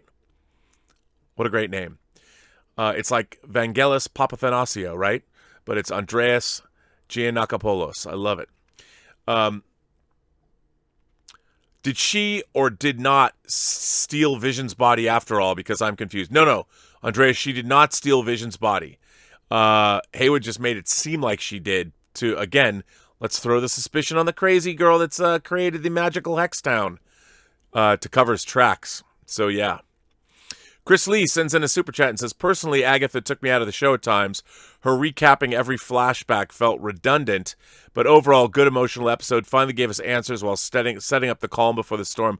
I agree. I love Catherine Hahn. I love her performance. I love what she's doing. It's really nutty, but I do love it. Chris says, do you think Wanda will be a Vision in the do you think Wanda will be not a Vision, a villain in the future? I think very possibly she could be, at least for the time being. She's going to go off the res. They got to come back and bring her back. They got to bring her back. So we'll see. We'll see. JP Bonner sends a super chat in and says, also, Hayward is totally full of it. All that BS about Vision's will and Wanda stealing his corpse when he's the only one violating Vision's wishes. Absolutely, he's a D-bag of the First Order, but maybe as a reason. I'm not saying I agree with him. I'm saying I understand where he's coming from. I mean, think about it. After the Thanos level threats now that we know exist in the universe, Sword has to have formidable weapons that can combat this kind of stuff. You know. OP Society sent in a super chat and says, question, is Westview a fake place? The police said at the beginning it doesn't exist.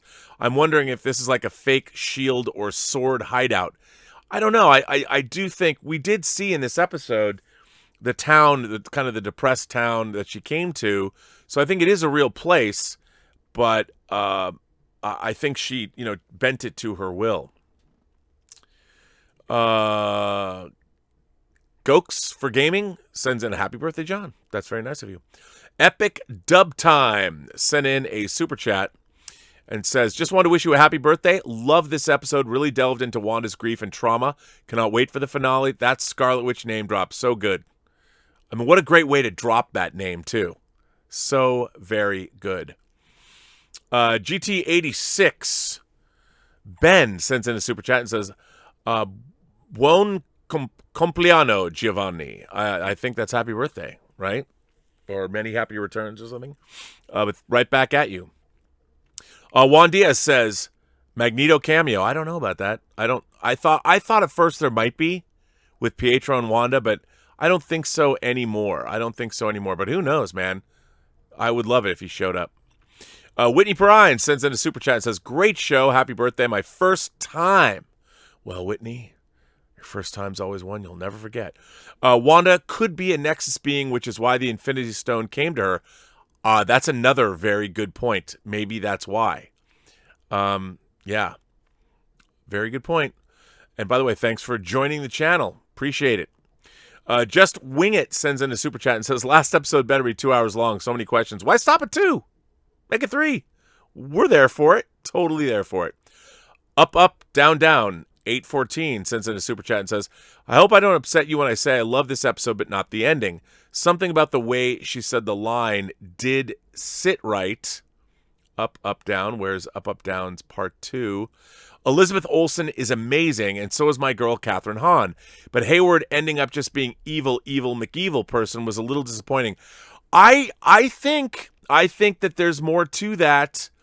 Up, up, down. I do. First of all, I think the performances have been incredible. Catherine Hahn, Paul Bettany, and especially Elizabeth Olsen have knocked out of the park. But I think Hayward's doing what he thinks is right in the face of Thanos. We don't dig it because we love Wanda, but I think when he finally, you got Thanos, I got Thanos over here. You got Thanos coming out one ear and in one ear and out the other, and then snapping half the universe away. You need tools to combat that. So I don't blame Hayward for what he's doing. And he's trying to assess the threat. Like, what's going on here now on Earth is wacky. So what's he supposed to do? Maybe he's not going to be as evil as people think he might be. Aaron McDonough says, the performances have been incredible, and I don't know how the other shows will top this. Would you be more interested in watching American Horror Story to see more of Evan's work? The talent is insane. I like American Horror Story. I think he's been great.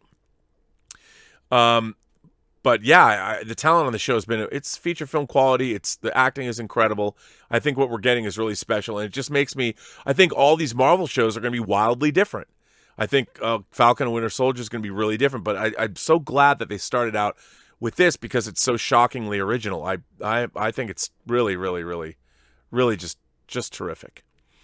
McRae sends in a super chat and says, John, I've been watching your videos and movie watch along since COVID hit.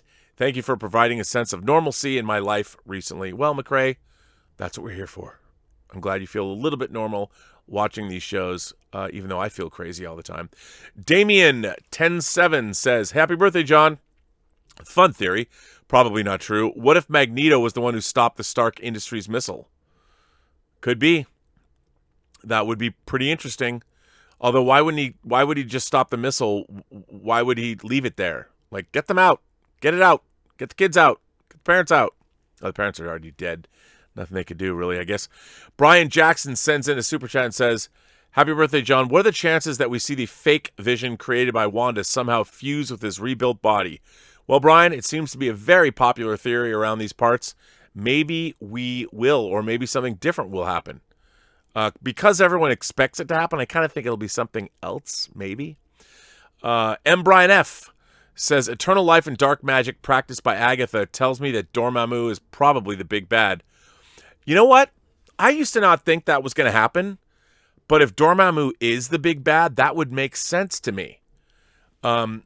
Because he's already established, we already know what that is, and it could very well be. Or, again, it's somebody else. It's somebody else.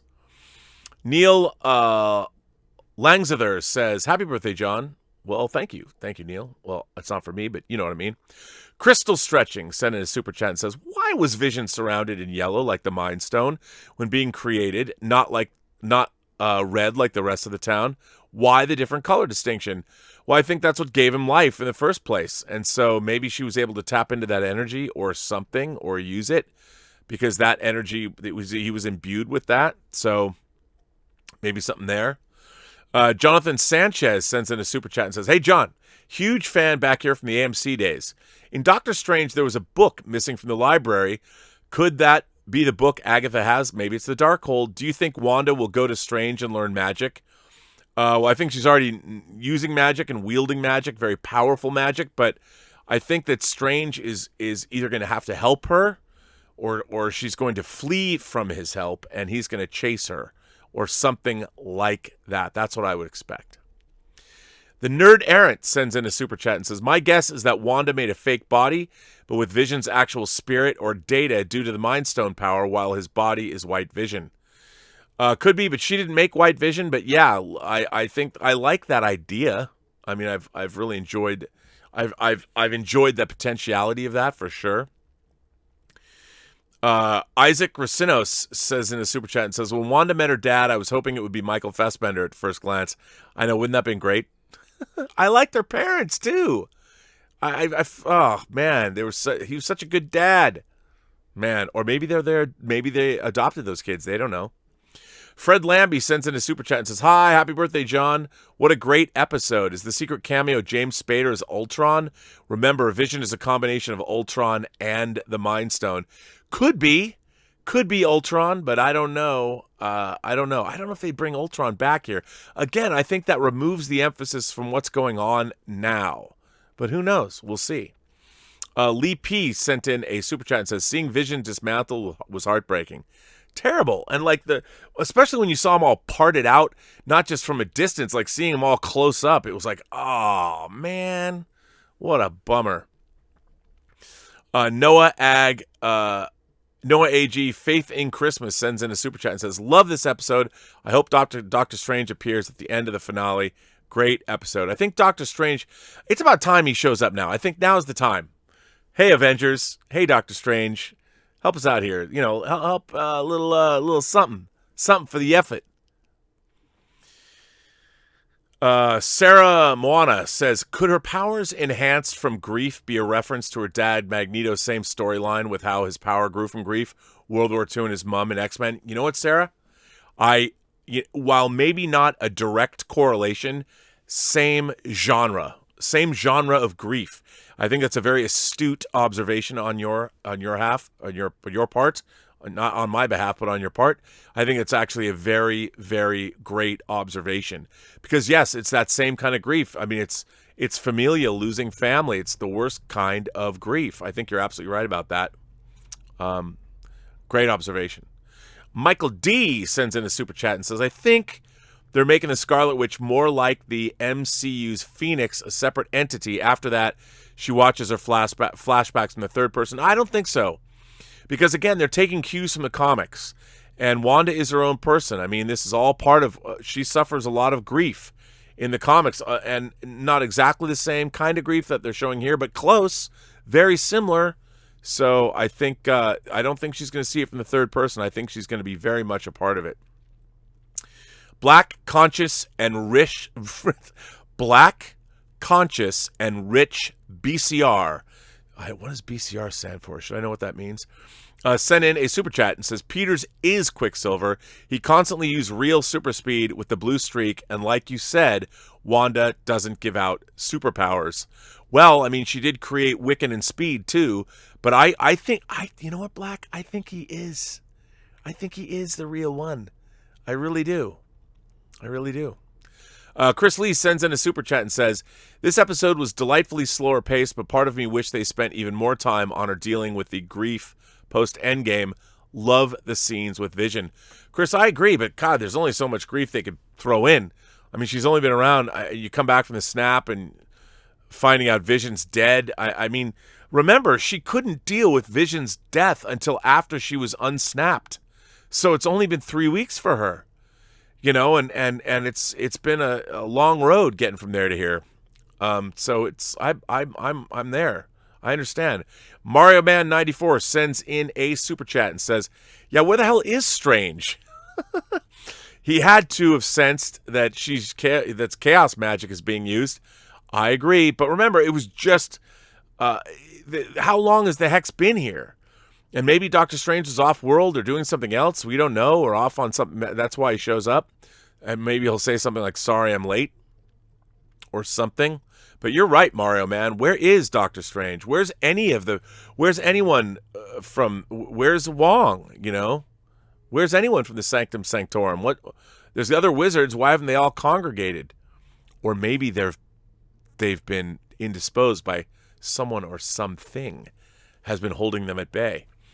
Mark Amorosi says Elizabeth Olsen did some of her best acting in this episode. Stellar. Amazing. Bettany sends in a super chat and says, hey, John, do you think Elizabeth Olsen is going to be nominated for an Emmy? Her acting was stunning. I think Bettany, if she isn't, it's criminal. The only reason she wouldn't is because the Emmy voters like, it's just a comic book show or some stupid shit like that. But you're absolutely right. Scott Purdy sends in a super chat and says, Hayward goading Wanda into bringing Vision back. Maybe that's the plan. I mean, they've already used her hex magic to reanimate him. So maybe they're going to take him full on Vision using Wanda's energy. Maybe that's what they're hoping for. Hector Fournier says, happy birthday, John. Here's for a beer on our behalf from Puerto Rico. Well, Hector, can I take your super chat money? I mean, I can't, but, you know, John doesn't drink. What's up with that? Come on, Campea. Have a beer on the man. Hector's buying you a drink. You don't say no. All the way from Puerto Rico. Have his drink for him. Brandon Carter sends in a super chat and says, in episode 5, they were tracking Vision by decaying vibranium. So does this mean that Wanda is powerful enough to craft vibranium? Thanks for being you, John. Brandon, I think it does mean that. With chaos magic, you could absolutely create vibranium or anything made out of vibranium. You are that powerful. Eric Lynch, 1 of 2, says, Wanda was just a regular witch at first with the chaos magic in her, but the older she got, the more her powers faded away. Let's see what Eric goes on to say. Because she wasn't using them. But the Infinity Stone reawakened her chaos powers and she saw a vision of herself. That could very well be. I don't think they faded away, but I don't think she was even aware of the depth of her powers because she wasn't ever using it. It's not like she was there like going, I'm like Agatha Harkness. I'm going to train and figure out how to be a chaos magician. So I think you might be, in fact, correct about that. I think you might be right. But I think that they weren't fading away. She just hadn't been using them because she didn't know that they were there. Rock Lobster 9 sends in a super chat and says, I don't think it will happen, but wouldn't it be interesting if Vision and White Vision fuse to become one in the finale? Well, as you've heard, if you listen to this, if you're this far in this video, you know many people feel the same way you do, and I think it could be kind of cool depending on how it's done. Does it strain verisimilitude? I don't know. We'll have to see how it's done. Grant Zwingelberg. I love that. I think the actor that Paul wanted to work with was himself. Epic troll, hashtag double vision. You know what? Just because of that, if that's the only thing that, if there is no strange cameo or something, and that was what Paul Bettany said, I'm like all for it, because good on him. Good on him. The 8th sends in a super chat and says, I almost pooped my pants when they mentioned the accent and fake Pietro. As Batman would say, why did you say that name? I'm glad you didn't poop your pants. I mean, that would have been bad. Could have been a mess. But I'm glad you didn't. I love that. Why'd you say that name? That's very funny. Jason Ritchie sends in a super chat and says, well, the last of my predictions fell through with episode 8. I never thought I'd get so much joy while being so wrong. What a great ride this show is. Also, happy birthday, John. Jason, I am with you, man. That's the sentiment that I love. I love not being able to know. You know, we're so used to being able to second guess things and pretty much figure it all out. Not with this show. And I love this show for that. I really do. Love it. Thanks for that. Doorstop Neighborhood Kid sends in a super chat and says, given the Nexus commercial and her being a Nexus being in the comics, I think it could imply her being able to stop the bomb with a simple probability hex, as Agatha said. Nexus does have that power. Yeah, but you have to know you're a Nexus being before you can wield that power. I think you'd have to know, and she just didn't know. She didn't know yet, or maybe that's what brought her out to do something. That was the first time she manifested powers like that. I don't know. But I think it was mostly because she just didn't know about her own self. Eric Lynch sends in a super chat and says, because she wasn't using them, but the Infinity Stones reawakened her chaos powers and she saw a vision of herself. I think that that's absolutely what's going on. I think the whole point of this show is for Wanda Maximoff to realize her full potential and also become one of the most dangerous people on Earth, and not, we don't know which direction she's going to go in, but the Avengers have to protect their own. I think you're right. Dustin Bow sends in a super chat and says, I wonder what this white Vision will be like. Could he be more like Ultron since he doesn't have the Mind Stone? I think that's a very distinct possibility. Again, I don't know. It's going to be hard to say, but we shall see. Joe D sends in a super chat and says, how is Hayward tracking decaying vibranium if they have Vision's body still and Wanda created Vision from nothing? Listen, I think that they do, in fact. I think he is vibranium, and I think with chaos magic she could, like I said, create Vision from nothing. She made a vibranium Vision. I think that's it. Jake Householder says, do you think Grey Vision was a secret cameo? I don't think Grey Vision was a secret cameo. I think it's going to be strange, but I think it's going to be also, there might be somebody else too, a third person. Gabe Campbell sends in a super chat and says, wow, White Vision. Never thought I'd see that in real life because that's such a weird concept in the comics. I love it. Can you believe it? It's incredible, right?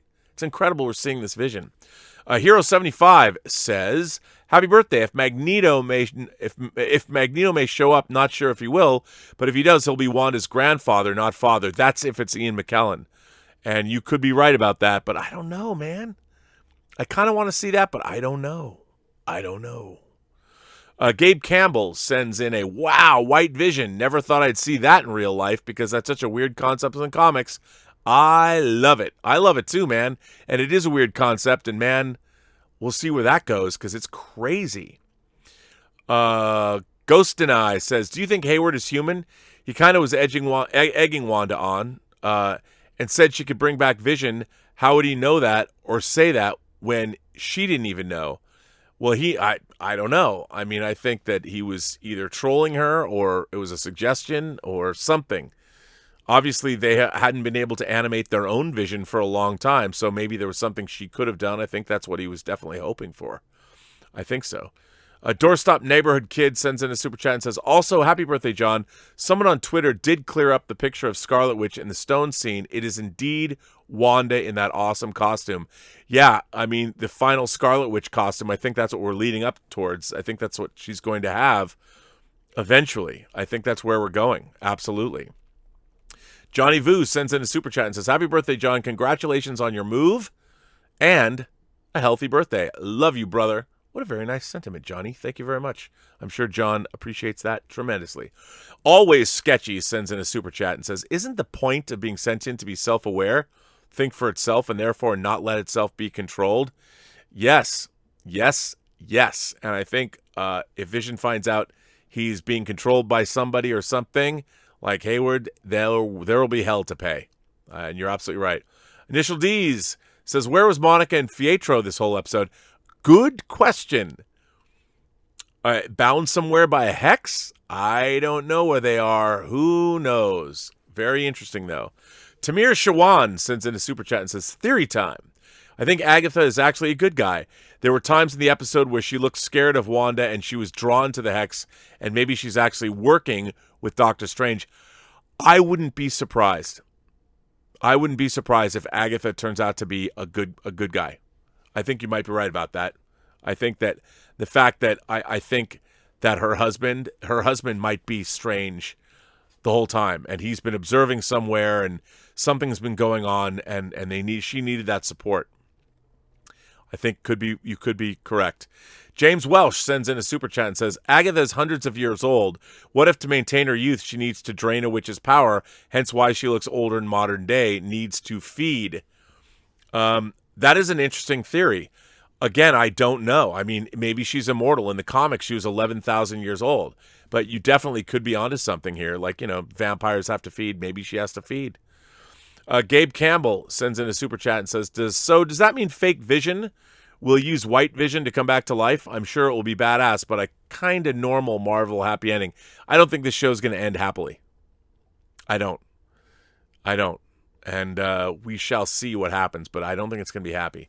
JP Bonner sends in a super chat and says, Agatha seemed almost scared of Wanda when she deems her the Scarlet Witch. Possible Agatha believes she's doing the right thing? Maybe she is. No, I think Agatha just knows how dangerous she is, and that what she's seeing, I mean, as a sorceress, this is something, Agatha's wanted to find something like this or find this kind of power her whole life. Her whole life. Spooky Castle Productions sends in a super chat and says, is it the real Vision? Energy flowing out during his manifestation was the color of the Mind Stone. It might be his actual essence or soul. Thoughts? It could very well be. Again, as a Nexus being, maybe Wanda was able to pull that off, but I don't know. I think we're gonna find out. All of these are good theories until they're disproven by what happens next week, and we shall see. Wyatt Bender sends in a super chat and says, I still believe the finale will end badly for Wanda. I do too. Kids get taken away from her and she kills Vision again, takes out Agatha and confirms herself as the Scarlet Witch as she creates the suit with magic. You know what? I don't think it's going to be that bleak. Wyatt, whoa, that's dark. I think it's going to be something along those lines, though. I think you're definitely in the right direction, but I don't know if it's going to be that bleak. Michael Hamilton sends in a super chat and says, how was Sword able to dismantle Vision since he's made of vibranium? Well, I think, yeah, he's made of vibranium, but I think they could take him apart. I mean, it looked like he was parted out at the joints or something, but and probably in his weakened state. Who knows? But that's a good question. I don't know. And again, we don't know, like, because it was not thick vibranium. I don't know. That's a good question. I kind of want to know the answer to that too. Spark the producer sends in a super chat and says, do you think Agatha noticed she has to verbally cast spells and Wanda doesn't? Oh yeah, I think because Wanda's much more powerful than she is. That's one of the things Agatha says, how she's trained and for years and years and years and doesn't come anywhere near where Wanda's at. So Drummer Zero says, if they downloaded all of Vision's software, could they have downloaded Ultron into this white Vision before Vision fully takes control? Could Ultron be the Luke Skywalker cameo? Yeah, but, I don't think so, because with the Luke Skywalker cameo, it was so unexpected. And the fact that we are guessing it now, well, I guess if we knew that there was a cameo in The Mandalorian, we would have guessed Luke. But I don't think it's going to be like Ultron. I don't. Because again, Ultron deals with Vision, but not so much Wanda. And this is really Wanda's story, I think. Carl Wolf says, I think Vision brought their house in Westview, a beautiful small... I think Vision bought their house in Westview, a beautiful small town, but it became desolate and hopeless 5 years after the snap. Yeah, I think that's exactly what happened. I don't know if they bought that house beforehand. I mean, maybe they did. Good question. But you're right. It became desolate after the snap. The whole town went to hell. I think you're right. Taylor Bren sends in a super chat and says, no comment on the show. Just want to wish you a happy birthday. That's very kind of you. I'm sure John will see this and he will know. Vinsmoke Sanj sends in a super chat and says, if you pause during the Stone scene, it is Olsen in the light with her known Maximoff attire, but wearing the Scarlet Witch headpiece.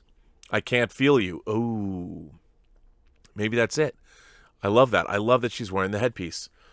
If you've watched these videos before, I keep my headpiece Wanda ready to cast spells right here. She's right here. She's going to cast those hex spells, although she actually kind of keeps them down, but I kind of had her like she's casting. She's fan casting, That's probably all you're going to see of me playing with the doll this episode. Eric Hedlund says, what if when White Vision speaks, it's James Spader's voice? Did Sword just accidentally resurrect Ultron? Again, that could be very cool if it was. I mean, I don't know. Kevin Joyce says, this is one of 5. Thank you for supporting the channel, Kevin. Here we go.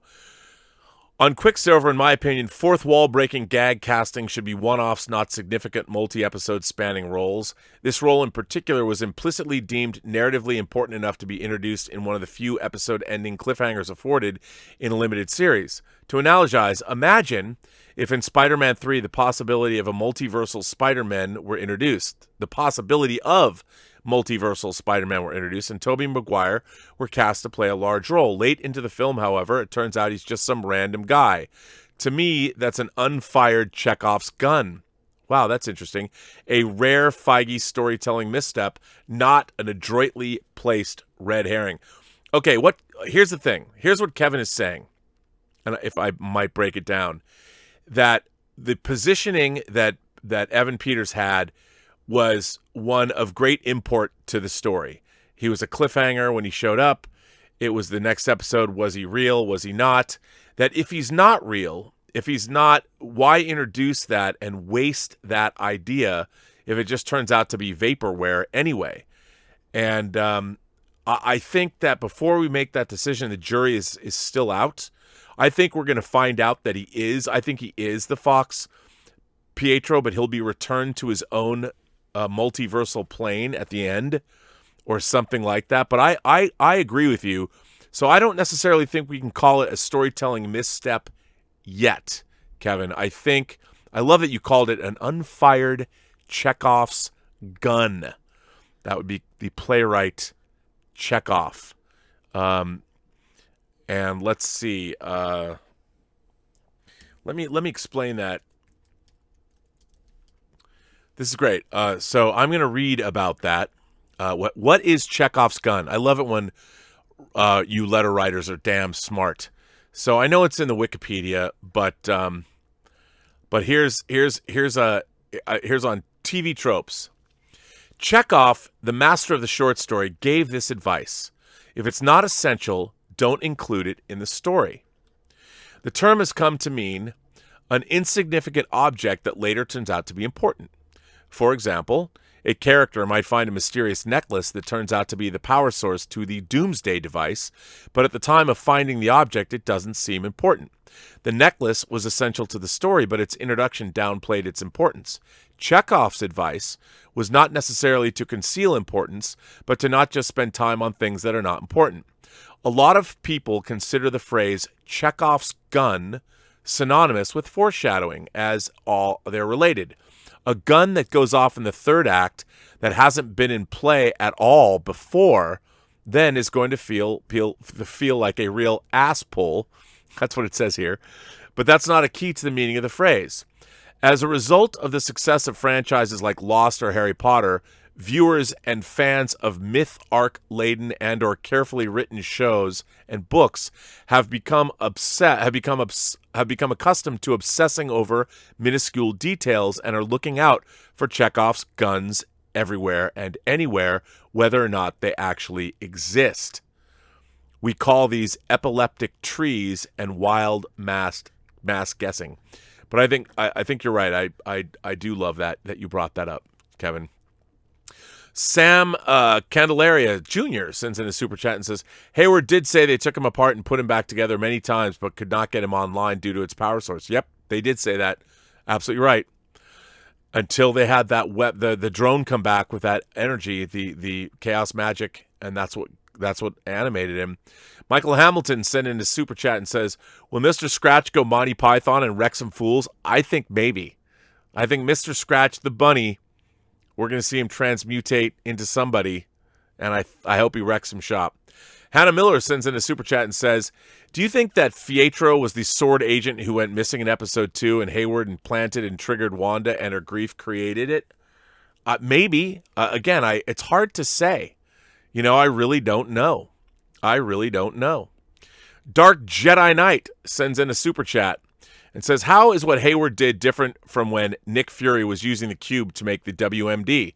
The difference is Hayward didn't try and hide it from Wanda. That is, Hayward had nefarious purposes for sure.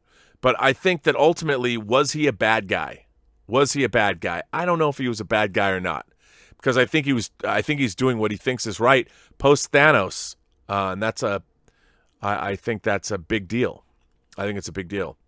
Welcome to My Life sent in a super chat and says, love the show. Clearing this up, Hayward said they had taken Vision apart and put him together over and over. I assume over the last 5 years. Wanda just saw another disassembly, didn't wait 5 years. No, I agree. Wanda just come back, man. She just come back from the snap, and the first thing she probably was asking is, where's Vision? Where's Vision? Where's Vision? And obviously we saw her show up at Sword. So, she was disoriented, upset, grief-ridden. Remember, she was in the middle of the Infinity Saga fighting Thanos and in battle in Wakanda, and then suddenly she gets snapped away and comes back and wants to know where her love is. Trauma. John Iker sends in a super chat and says, WandaVision being Marvel's first TV show is a good move. A central theme revolves around the comfort TV gives us in simplicity, and we contrast that with realistic trauma. You know what, John? I love that you brought that up, because the whole idea of television and streaming and programming like this itself is such a big part of the show, and I love how they sort of worked it all in, and it became sort of a meta commentary on television and during the streaming era and during the pandemic. I couldn't agree with you more. It just kind of worked out that way. Maybe there's a little chaos magic involved in that too. Alec Lang sends in a super chat and says, I don't necessarily think Agatha has bad intentions here. She even mentions how dangerous Wanda is. Maybe she's just trying to protect reality. Oh, I think we're going to find out that's exactly what she's doing. Alec Lang sends in, I just read that, what Alec Lang sends in. Omli Pre says, John, I wanted to say happy birthday and thank you for the years of content you provided. Been following along since AMC and, of course, rented your movie. Ooh, thank you. Did you rent our movie? Movie Trailer's a Love Story? That was very nice. Thank you for those kind words. Appreciate that. PR sends in a super chat and says, the character poster for Darcy, you can see part of her circus outfit. For Wanda's poster, you can see a new outfit. I think the Scarlet Witch outfit from the Mind Stone Vision scene she'll be wearing next episode. I agree. And I want that hot toy, let me just say. Because you know what? This Tonner doll, I want a hot toy version of Wanda. That's what I want. Vault of the Future sends in a super chat and says, do you think Evan Peters was the big cameo they were talking about? Or do you think the Luke Skywalker cameo will come in the finale? I think it's going to come in the finale Vault of the Future. Maybe it's Doctor Strange, or maybe it's somebody else. Doctor Strange shows up and then somebody even bigger, like an Al Pacino as Mephisto or something. Derek Woodron sends in a super chat. Happy birthday, John. So Agatha's mom sees that her daughter is sucking the life out of her coven, but she continues to do the same thing. That part seemed very weird to me. Yeah, I don't know. We don't really know what happened, but clearly it was Wanda using the wrong kind of magic. Pardon me, not Wanda. It was Agatha using the wrong kind of magic, and they were pissed. And Agatha's the mother of the coven, or I don't know if that was Agatha's actual mother or not. They were going to kill her. They were going to take her out. And so Agatha, it was an eye for an eye. It was kill or be killed. Patrick Conway sends in a super chat and says, the twins need to survive. Like, come on, Marvel, need to give a dog a bone. Let Wanda have some happiness. Well, Patrick, I don't know if you should hold your breath. I hope they keep those characters, because in the comics, they become part of the Young Avengers. And I could see them sticking around because I think people really like them. I like the kid actors, the grown-up actors they have playing them. So why not? Booster's the name. Sent in a super chat. Agatha killing her own mother. To quote Rob, a witch gotta eat. You are right, Booster's the name. A witch gotta eat. Kevin Joyce sends in a super chat and says, apologies on the delay in consecutive messages.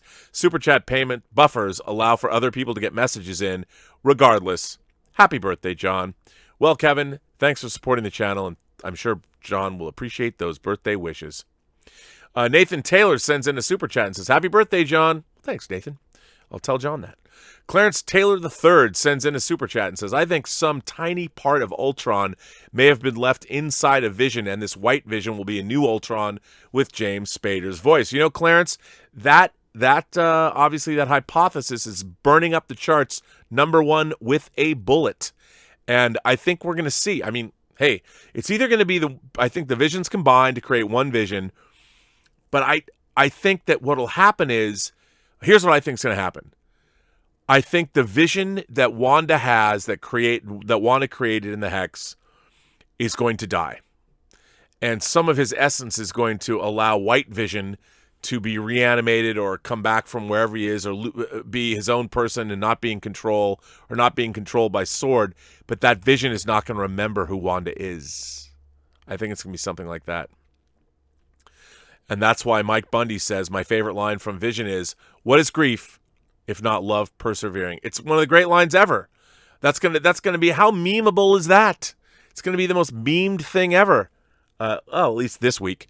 I loved it. DeQuincy Travis sends in a super chat and says, the fact that Wanda literally created Vision is freaking bananas. What are the chances that Agatha still pulled Pietro from the multiverse? Happy Brother John. Happy birthday, Brother John. Big fan for years. Blessings and peace. DeQuincy, I want to believe that she did pull Pietro out of the multiverse. I think she did. I want to believe that. Aaron Siganoff says, did Agatha absorb the other witch's powers? I think the insinuation was there that she did. She absorbed their life energy, she absorbed their powers, whatever she absorbed left them husks, like in the movie Life Force. If you've never seen Life Force, what's wrong with you? Remember, watch the international version. It's available on Scream Factory's lovely Life Force Blu-ray, which, by the way, I worked on. Timothy Platt sends in a super chat and says, speaking of Marvel anticipating their audience, when Agatha said the only way forward is back, that felt like a direct address at me, because I didn't want more of the past either. Yeah, well, I think they're moving forward, but you had to know where all this was coming from, and I think they did a really good job with that. It was really exciting. Wall Dropping Knowledge sent in a super chat and says, witch is not new. Thor's mom is raised by witches. Right, but we just haven't seen them yet. We hadn't seen Earthbound witches. They're not new, but now they're in the Marvel Cinematic Universe, and we can do a lot more. I mean, I see it as an adjunct of Doctor Strange's realm, but I think they did a really good job. I really liked it. Daniel Hernandez sends in a super chat and says, Hayward seems to hate supers after the snap. Could this be common among the public and lead to the adversity mutants face? Vision-shaped sentinels. I think Danielle, or is it Daniel? Or Danielle? Or Danelle? I think you're absolutely right. I think that we're seeing, what we haven't seen is the animosity after the Thanos snap that people are going to have against extraterrestrials, mutants, super beings, whatever.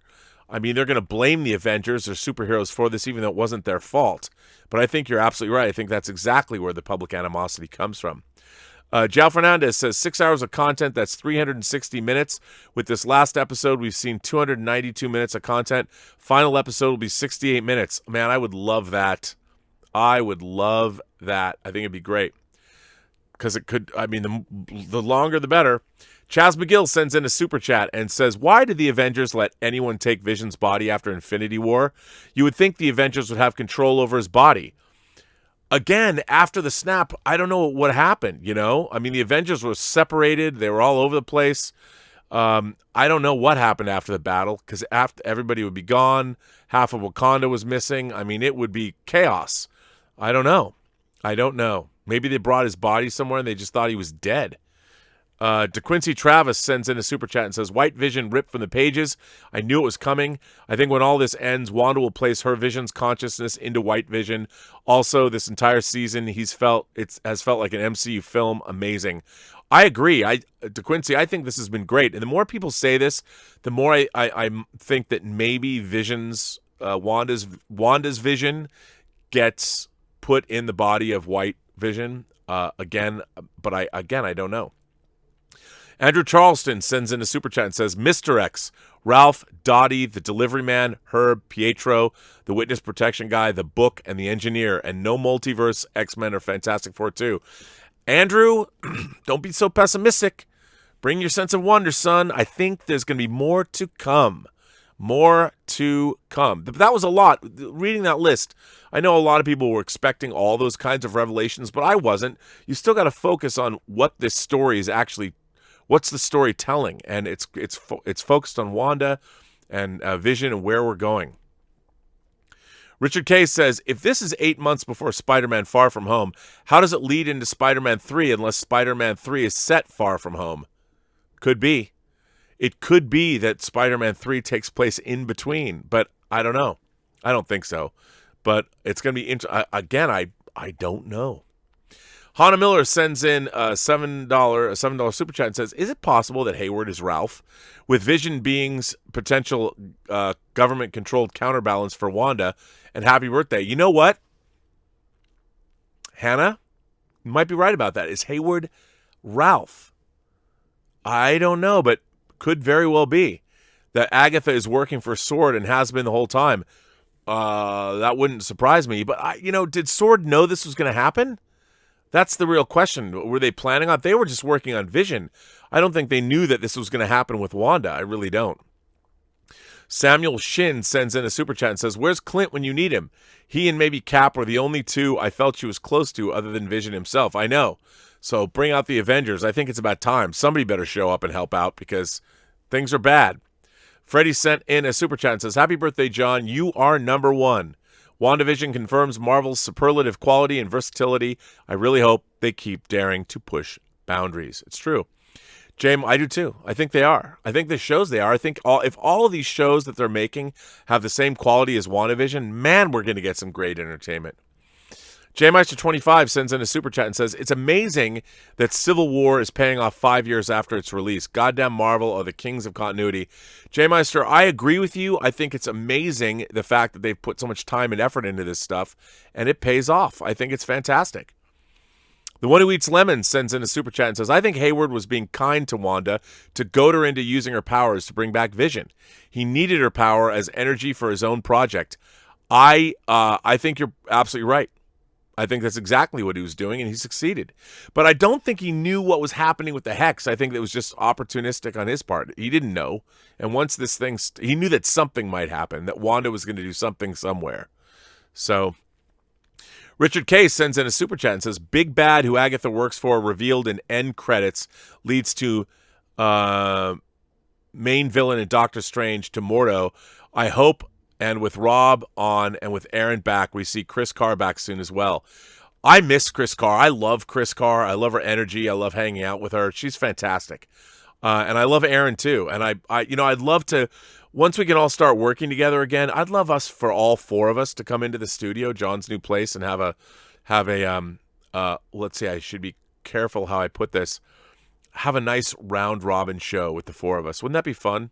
I think it's great. I think it'd be great.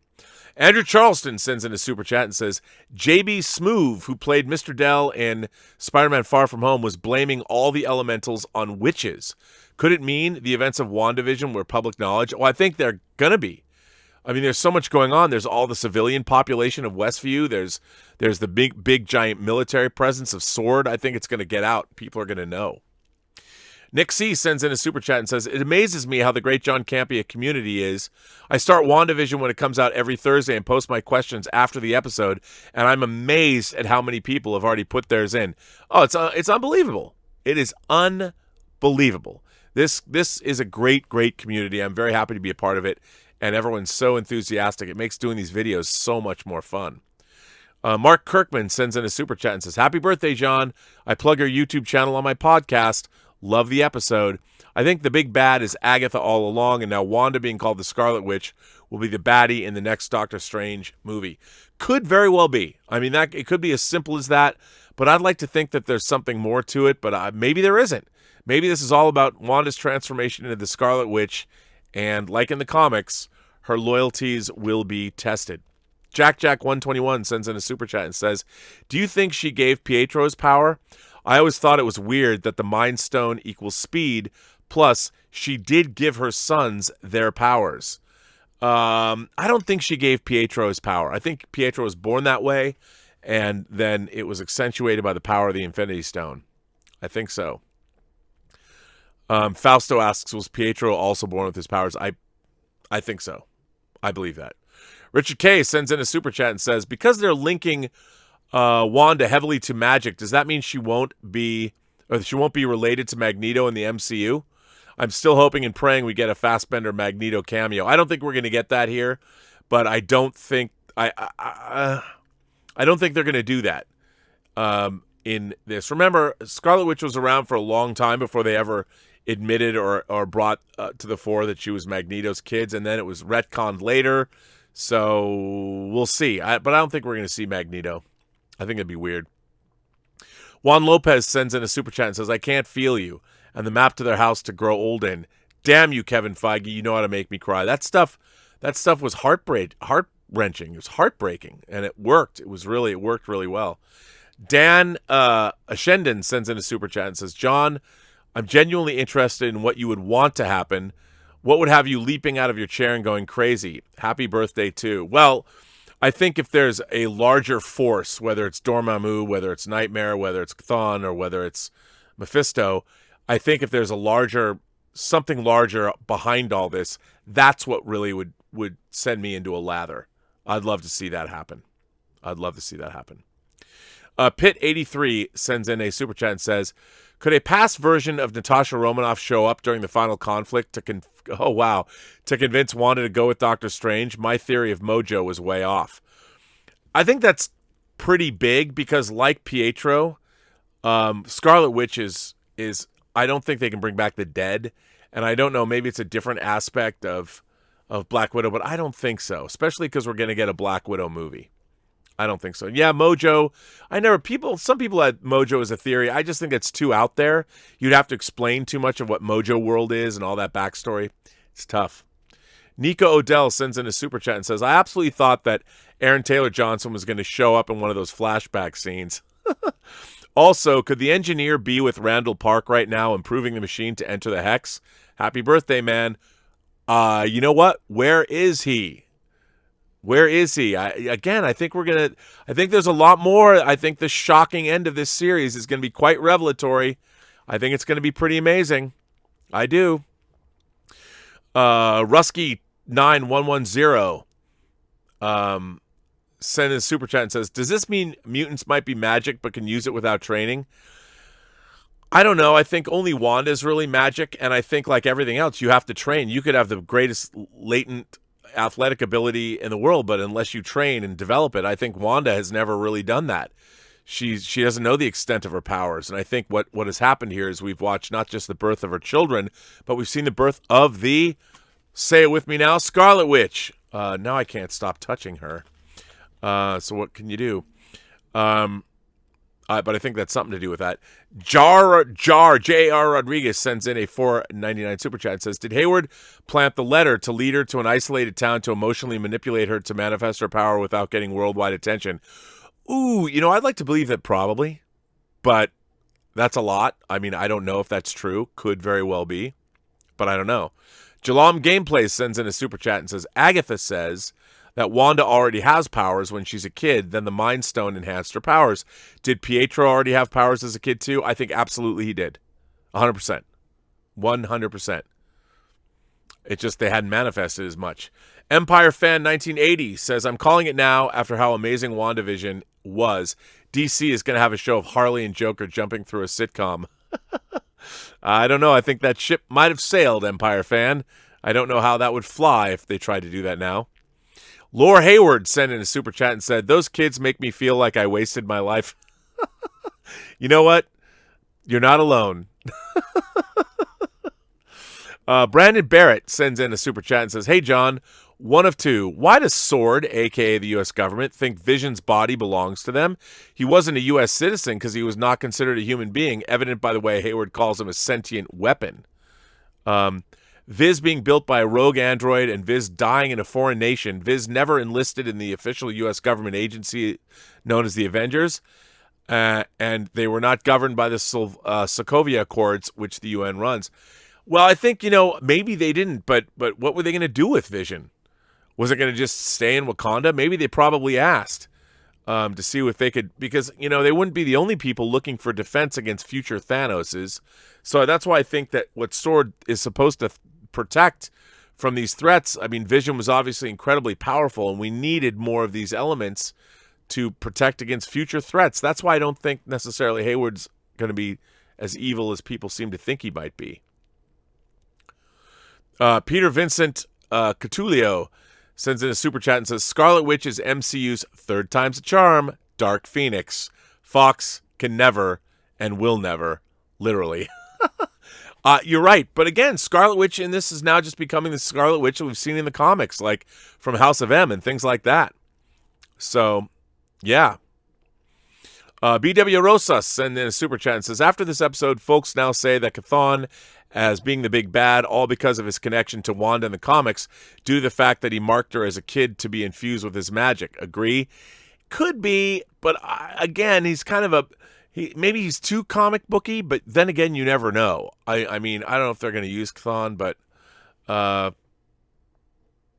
it could be. I mean, obviously he has a canonical comic connection to her, but it might be hard to explain because they got one episode left, so big explanations. They've got to make sure that it relates so people can understand, that people aren't going to wait, what? Chthon's who? So, Ruski9110 sends in a super chat and says, "My theory on the ending is the way Endgame starts. She kills Agatha but loses everything. Revenge and no substance and an empty Wanda like Thor and Thanos." I think Agatha is going to turn out to not be as evil as we think she is. I think that that's going to be the case. I don't think Agatha's going anywhere. Phil Cook sends in a super chat and says, "WandaVision proves what kind of power the MCU can yield after a decade of well-written canon. The flashbacks added to the emotion so much more. When Wanda breaks, we all feel it." Have a prediction for episode 9. First of all, Phil, what a great letter. I think, showing people are always bagging on, well, the Marvel Cinematic Universe is so corporate. No, the Marvel Cinematic Universe has been a beautifully, carefully curated series of films and now TV shows that honors the source material. I don't know what people are expecting, but this is it's like watching the best of Marvel comics. I mean, it's great stuff. I totally agree. My prediction for episode 9, it's the same thing that Mr. T said in Rocky 3. Pain. That's what I think. Attic Hatch Sound. Bob Qualls here. Hello, Bob. Calling it Wanda's vision merges with White Vision. Everyone's saying that. Hazuo Iwamatsu says, MCU, Wanda saw 616. Wanda in the Mind Stone. Entire MCU is a false reality made by 616. Wanda without mutant persecution. Her vision of a simpler world without mutants. 616, Wanda awakens, illusion will fall. Thanos was meta-correct about limited resources like Fury and Phase 2 not being ready. That's an interesting theory. I like that. Wow. And so there you go, the Multiverse of Madness. I like that theory. Hazuo, that's out there. But wouldn't that be interesting?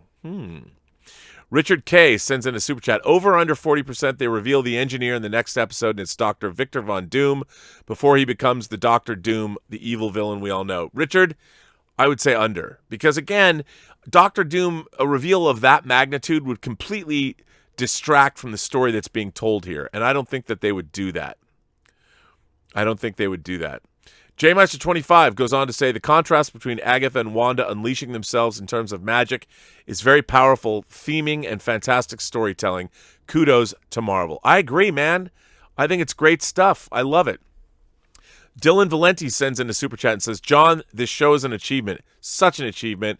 I think it's so, so great, and I don't think it's overrated. Kyle sent in a $4.99 super chat and said, did you see IGN's review of the episode, basically saying it was pumping of the brakes? I disagree and think this was a very necessary episode. The criticisms I've seen leveled at this episode, I don't understand, because it's all about building up an emotional crescendo and taking us to the place that they want us. I didn't think it was pumping the brakes either. I think this idea that people want these startling revelations every week is weird. I think this is doing exactly what it wanted to do, and I love it. I think it was great. Philly G sends in a super chat and says, remember, if she weighs the same as a duck, she's made of wooden floats, so therefore, a witch. Burn her. Love your show. Happy birthday, John. Well, Philly G, we shouldn't burn anyone at the stake anymore. That went out a long time ago. R. Henry, 1980, sends in a super chat and says, do you think the only way to defeat the Grey Vision is for the two to merge and for Wanda to kill them all over again? Ooh, that's an interesting question. She has to put them together and kill. I don't think if she did, though, if she combined the two, would she have to kill them? But man, that would be a bummer. That would be a super duper bummer. Darth Grant sends in a super chat and says, John, what was Anne's reaction to this episode? I'll bet she was crying like a baby. Was she as emotional as the rest of us to these amazing dialogue and scenes? I think probably so. I believe Anne is a very astute, intelligent watcher of this kind of entertainment, and I think it probably packed an emotional wallop for her just like it did for us. Of course, I don't know. I haven't asked her. Glenn Tracy sends in a super chat and says, serious question, who has the harder life, Wanda or Thor? Arguments can be made for both. Maybe Wanda cracks and turns, but Thor stays true. You know what? I think that Wanda didn't have the childhood that Thor had, so I think life was much harder for Wanda. Plus, Thor's on Asgard. How bad could it have been? Bulldozer MHK sends in a super chat and says, Tech Geek Theory. The reason Sword Base lost the signal in episode 7 was because the broadcast moved from the analog era, from the 50s to the aughts to the digital era, from the 2010s to the present. They were watching the wrong frequency. Bruh, I love that idea. I really hope they bring it up, but if they don't, you just put that in my head canon. I love that idea. Nice Tech Geek Theory. Love it. Juan Lopez sends in a super chat and says, okay, thank you, John, for mentioning Age of Ultron is always recommended after every episode of WandaVision. I thought I was going crazy like Wanda. No, it is. And I think because it provides so much Wanda backstory, I think the analytics probably send you there on purpose. Absolutely. Daniel Hernandez sends in a super chat and says, why did Agatha take Wanda out to the street instead of to the safe basement? I think she wants her to attack and try and snack on her magic. That's actually a pretty good theory. I don't quite know, especially because she was protected from Wanda's magic, but I think that maybe she had no choice. Again, that's a very, very good question you have. Good observation, but I don't know. Thomas Ash sends in a super chat and says, the Vision in the Hex becomes aware that things in the Hex aren't right, but Agatha doesn't seem to be worried about him. Yeah, I don't think the Vision's on Agatha's even, because Vision was killed. So, and then she sees him there. I think Agatha was probably just as surprised as everyone else.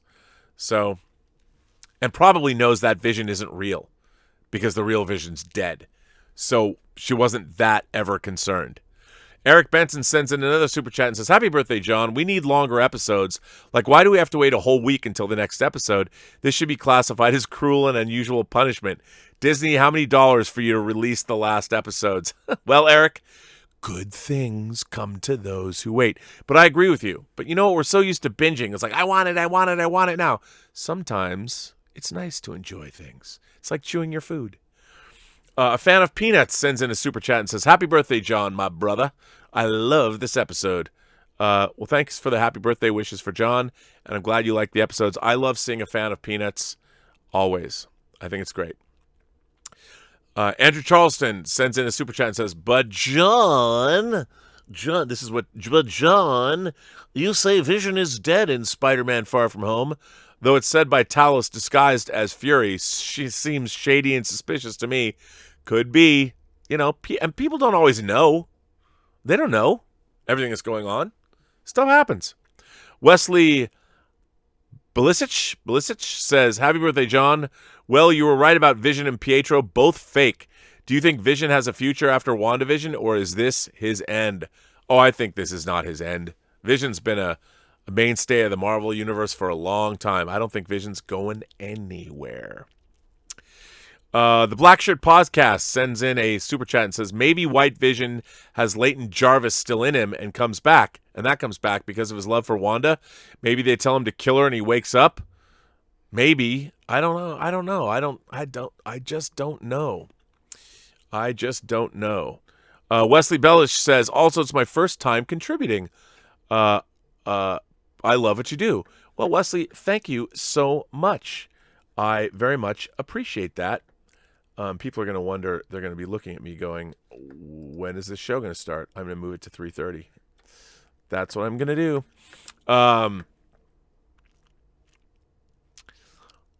Where was I? Oh, Wesley. So thank you. Thank you for being a contributor to the show. That's very, very nice of you. I hope you enjoy that.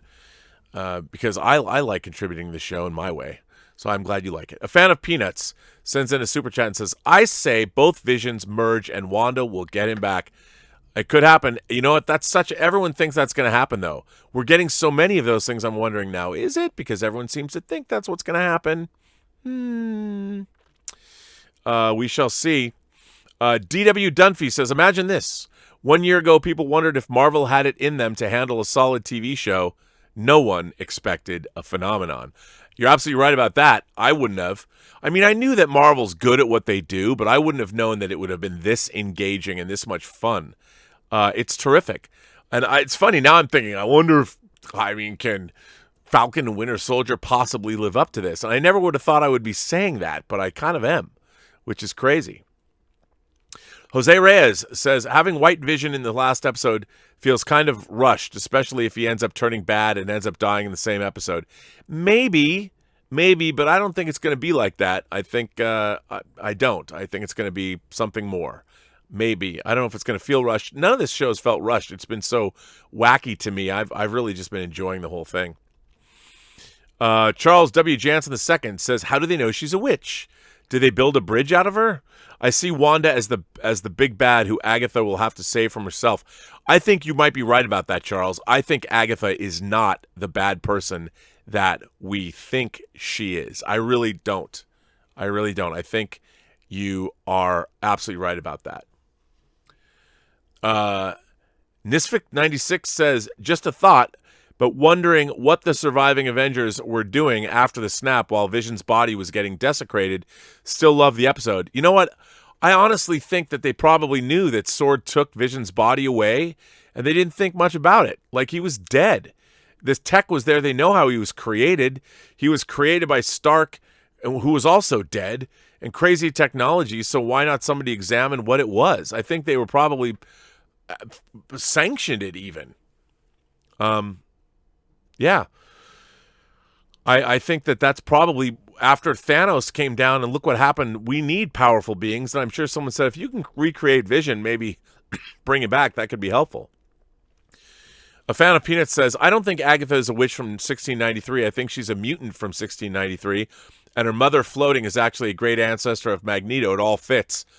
You could be absolutely right about that. I mean, there's nothing to say that mutants aren't tying into this dark arcane energy that we saw like in Dormammu's realm. I think that's absolutely, I mean, if you want a scientific explanation, it's not so much magic as it is science. You're tapping into this universal cosmic arcane energy that's out there that exists, and that's what your mutant power is. So you could be very correct about that, a fan of mutants. Aiden Foley sends in a super chat and says, theory, Jennifer Barkley was Agatha this whole time and cursed Ben Wyatt. That's why he created the Icetown incident and always brings bad luck. Well, there's some crossing of the streams there, Aiden. I'm not going to say you're wrong, but I thought that was pretty damn good. I like that a lot. Nisvik, that would be NISFC 96, says, do you think this series can also be considered for an Emmy as best drama miniseries? This show is one of the is at the most unique and creative and dramatic series. I think it would have to be that. It's a limited series, and I think it should be every single tech credit, acting credits, Catherine Hahn, Paul Bettany, Elizabeth Olsen, they should all be nominated for awards. A fan of Peanuts sends in another super chat and says, they say witches, I say only evolved mutants.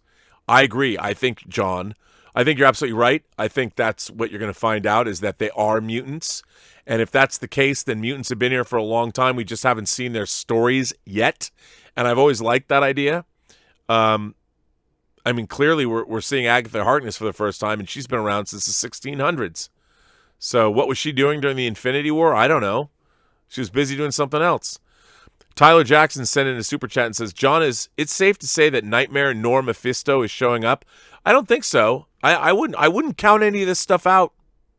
I wouldn't count it out yet. Don't do it. That wouldn't be prudent. I wouldn't.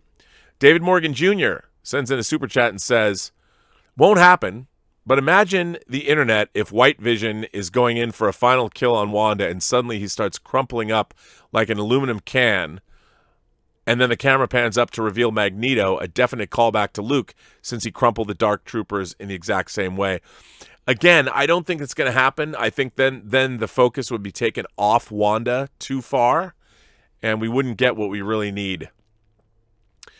Richard K. sends in a super chat and says, all they need in episode 9 is to talk sense into Wanda to stop Agatha destroying the Hex, defeat Sword, defeat White Vision, all single-handedly.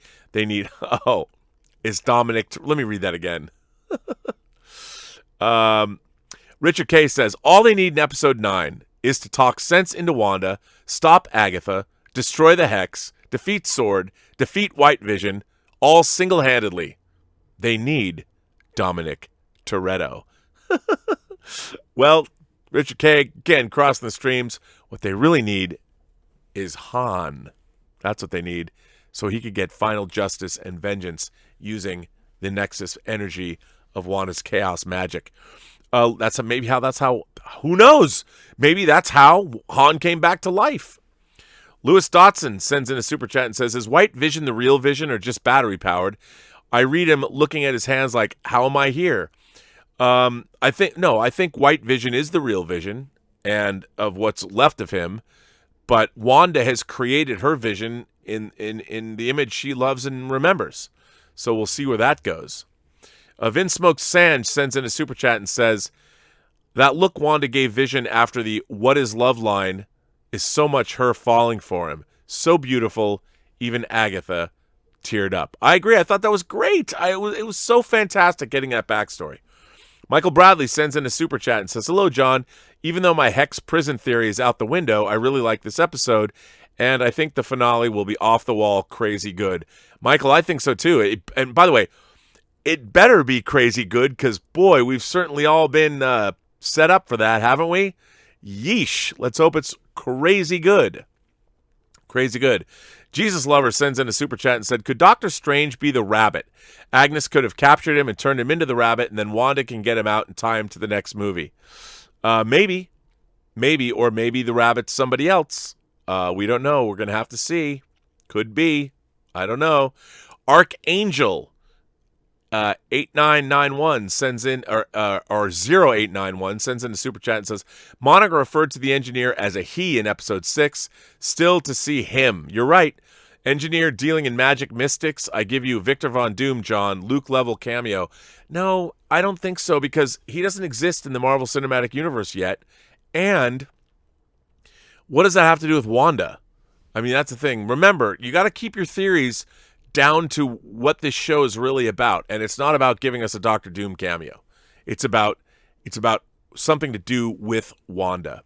Pete Jordan sends in a super chat and says, I think the big cameo is going to be Doctor Strange.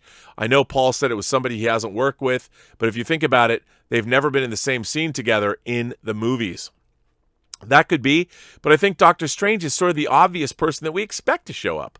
So would that be a Luke level cameo? I guess you could say maybe because didn't we expect something that Luke could show up at The Mandalorian, although we didn't think about it? I mean, because we didn't know it was going to be that kind of a situation.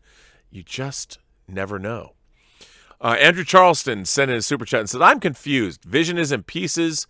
A week later, he's rebuilt and white, a new version that's been backward engineered, separate from the parts. Remember, they've been taking him apart and putting him back together over and over and over and over and over again.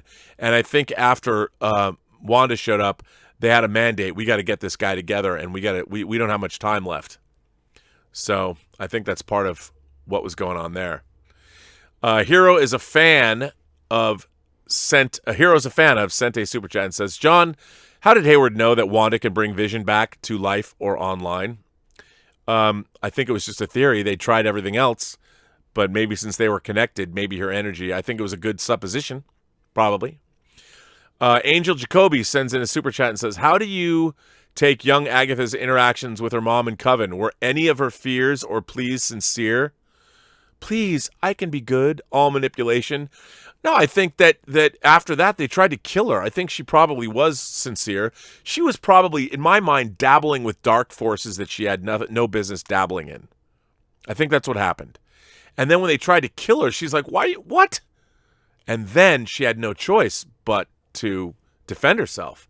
At least that's kind of how I saw it. Yeah. That's what I would have thought. Jack121 sends in a super chat and says, is Angela Harkness implying Wanda's power rivals the Infinity Gauntlet? I think that she is. It seems she was only intrigued by Wanda because she changed reality by herself, no stones. Well, I think she knows what, I think, look, everybody knows that Agatha said, you're a myth, but the fact that she was confronted by the reality of her was pretty amazing. Pretty amazing. So we shall see. So yeah, craziness.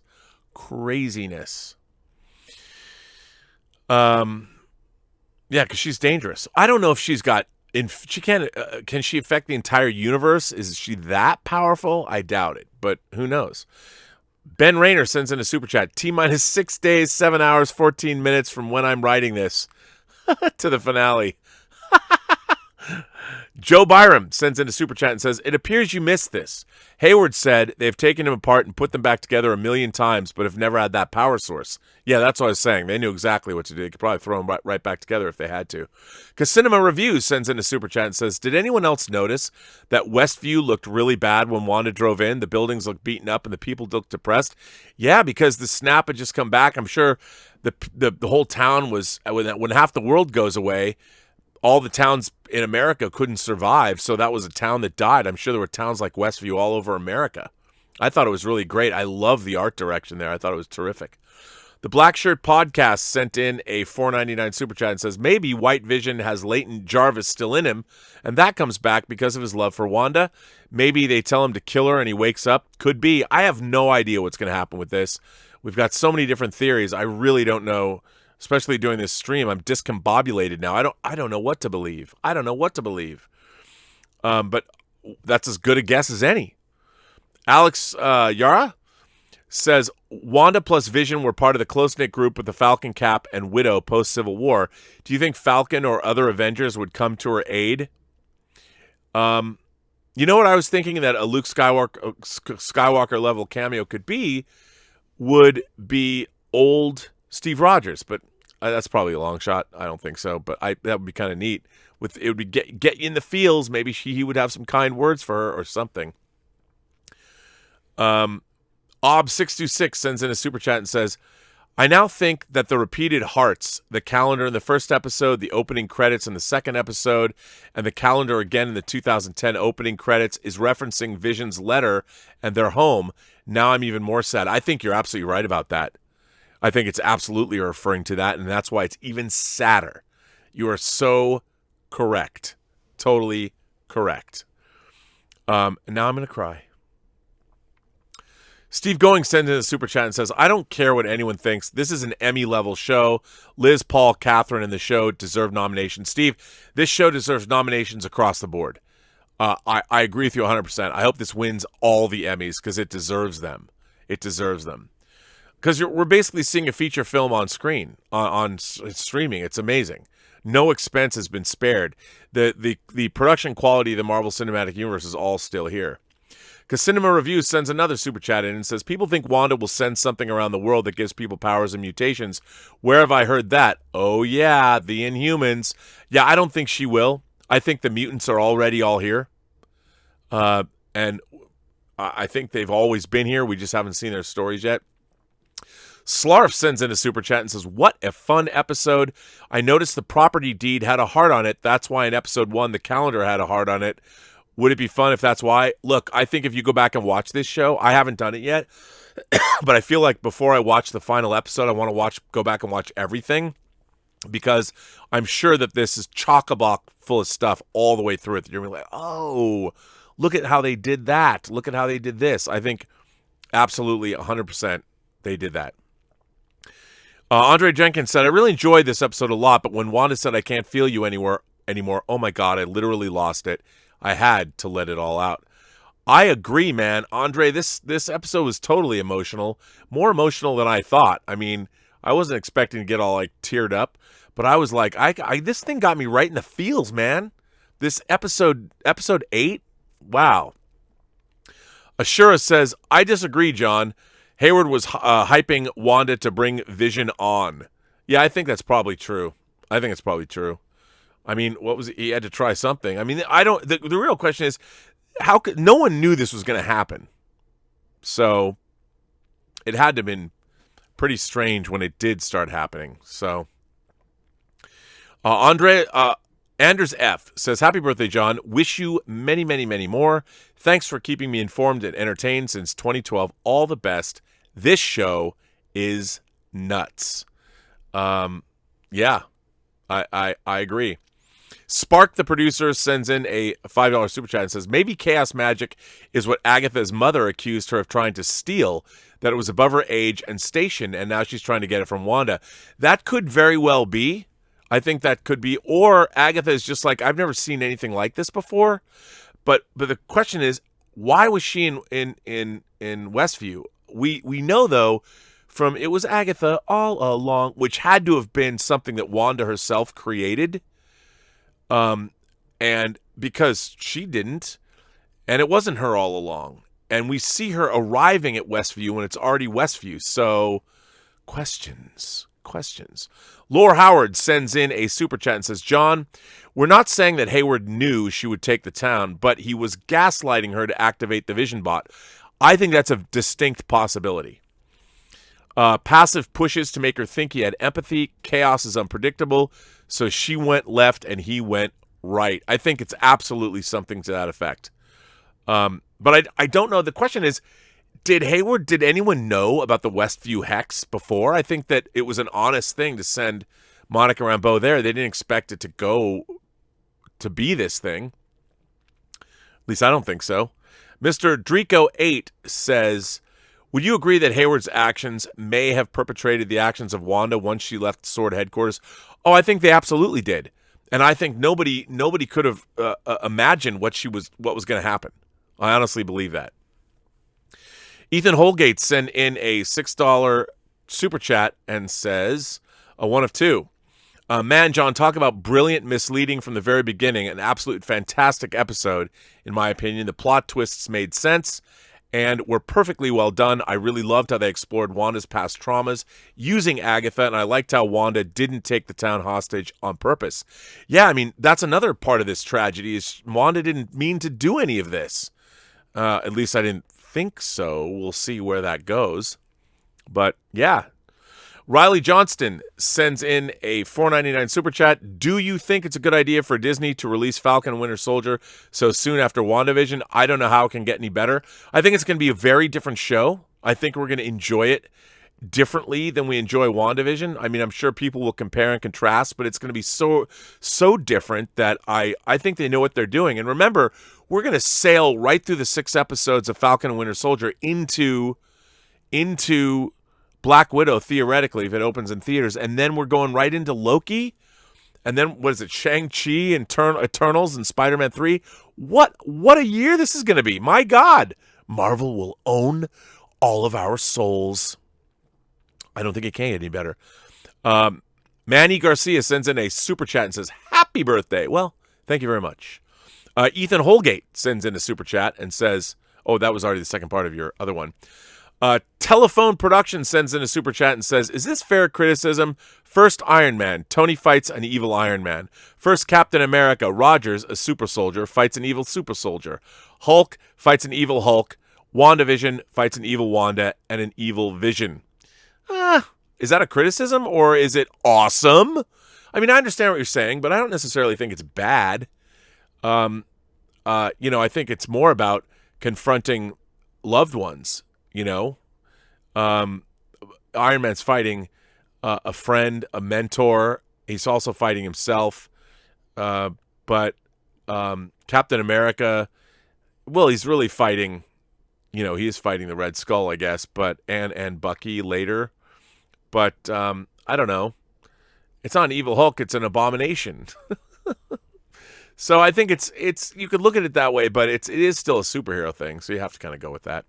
Paths Unwritten sends in a super chat and says, since they pretty much gave away Agnes to fans months ago, do they need to include something bigger or more mysterious for the sake of the story? I mean, I think maybe. I don't know. Perhaps. I don't think they needed to. I think they told the story they wanted to tell. And I got to tell you, I was there for it. I thought it was great. I really did. I did. Well, listen, ladies and gentlemen, boys and girls, gentle souls, kind beings across these 28 known galaxies, I have come to an end of this almost, 2 hour and 45 minute or chat or something. This is the longest chat I've done, the longest questions I've done. It took me 2 days to do this. Yes, 2 days to do this. I want to thank you all for taking this journey with me. I want to thank once again John Campea for letting me do this. And most of all, I want to thank all of you, our tremendous readers, the tremendous community around the John Campea Show. It's been an honor and a privilege to be flying on John's plane all this time. We've actually, April will mark, believe it or not, 6 years since I've been working with John Campea in various capacities on the internet. The first show I ever did was Collider Heroes episode, I want to say 5 or 6. I don't remember. It was one of those. Actually, it was AMC Heroes back then when I did my first episode. And I did it with John Campea and John Schnepp, the late, great John Schnepp. And I didn't know John Campea. That's when I first met him. I met him in 2015. I can't believe it's 2021. It's amazing. But I want to thank all of you for watching and thank you all for making me feel welcome in this community. It means a lot to me. If you want to know more about me, you can find me on my own YouTube channel, The Burnett Work, and my show, Robservations. Find me on Instagram under Robert Meyer Burnett, and of course on Twitter at BurnettRM. And now I'm going to stop talking. That's right, stop talking. Thank you all for supporting the channel. Very much appreciate it. A great happy birthday to the great John Campea. And with that, if I had powers, if she was real, we would disappear together. Because, I mean, look at her. Who wouldn't want to disappear with her? Wouldn't we all? I guess. I mean, if you're a dude. And I'm sure some girls too. But I'm going to disappear with Wanda. We're about to fade out. We're fading. Fading.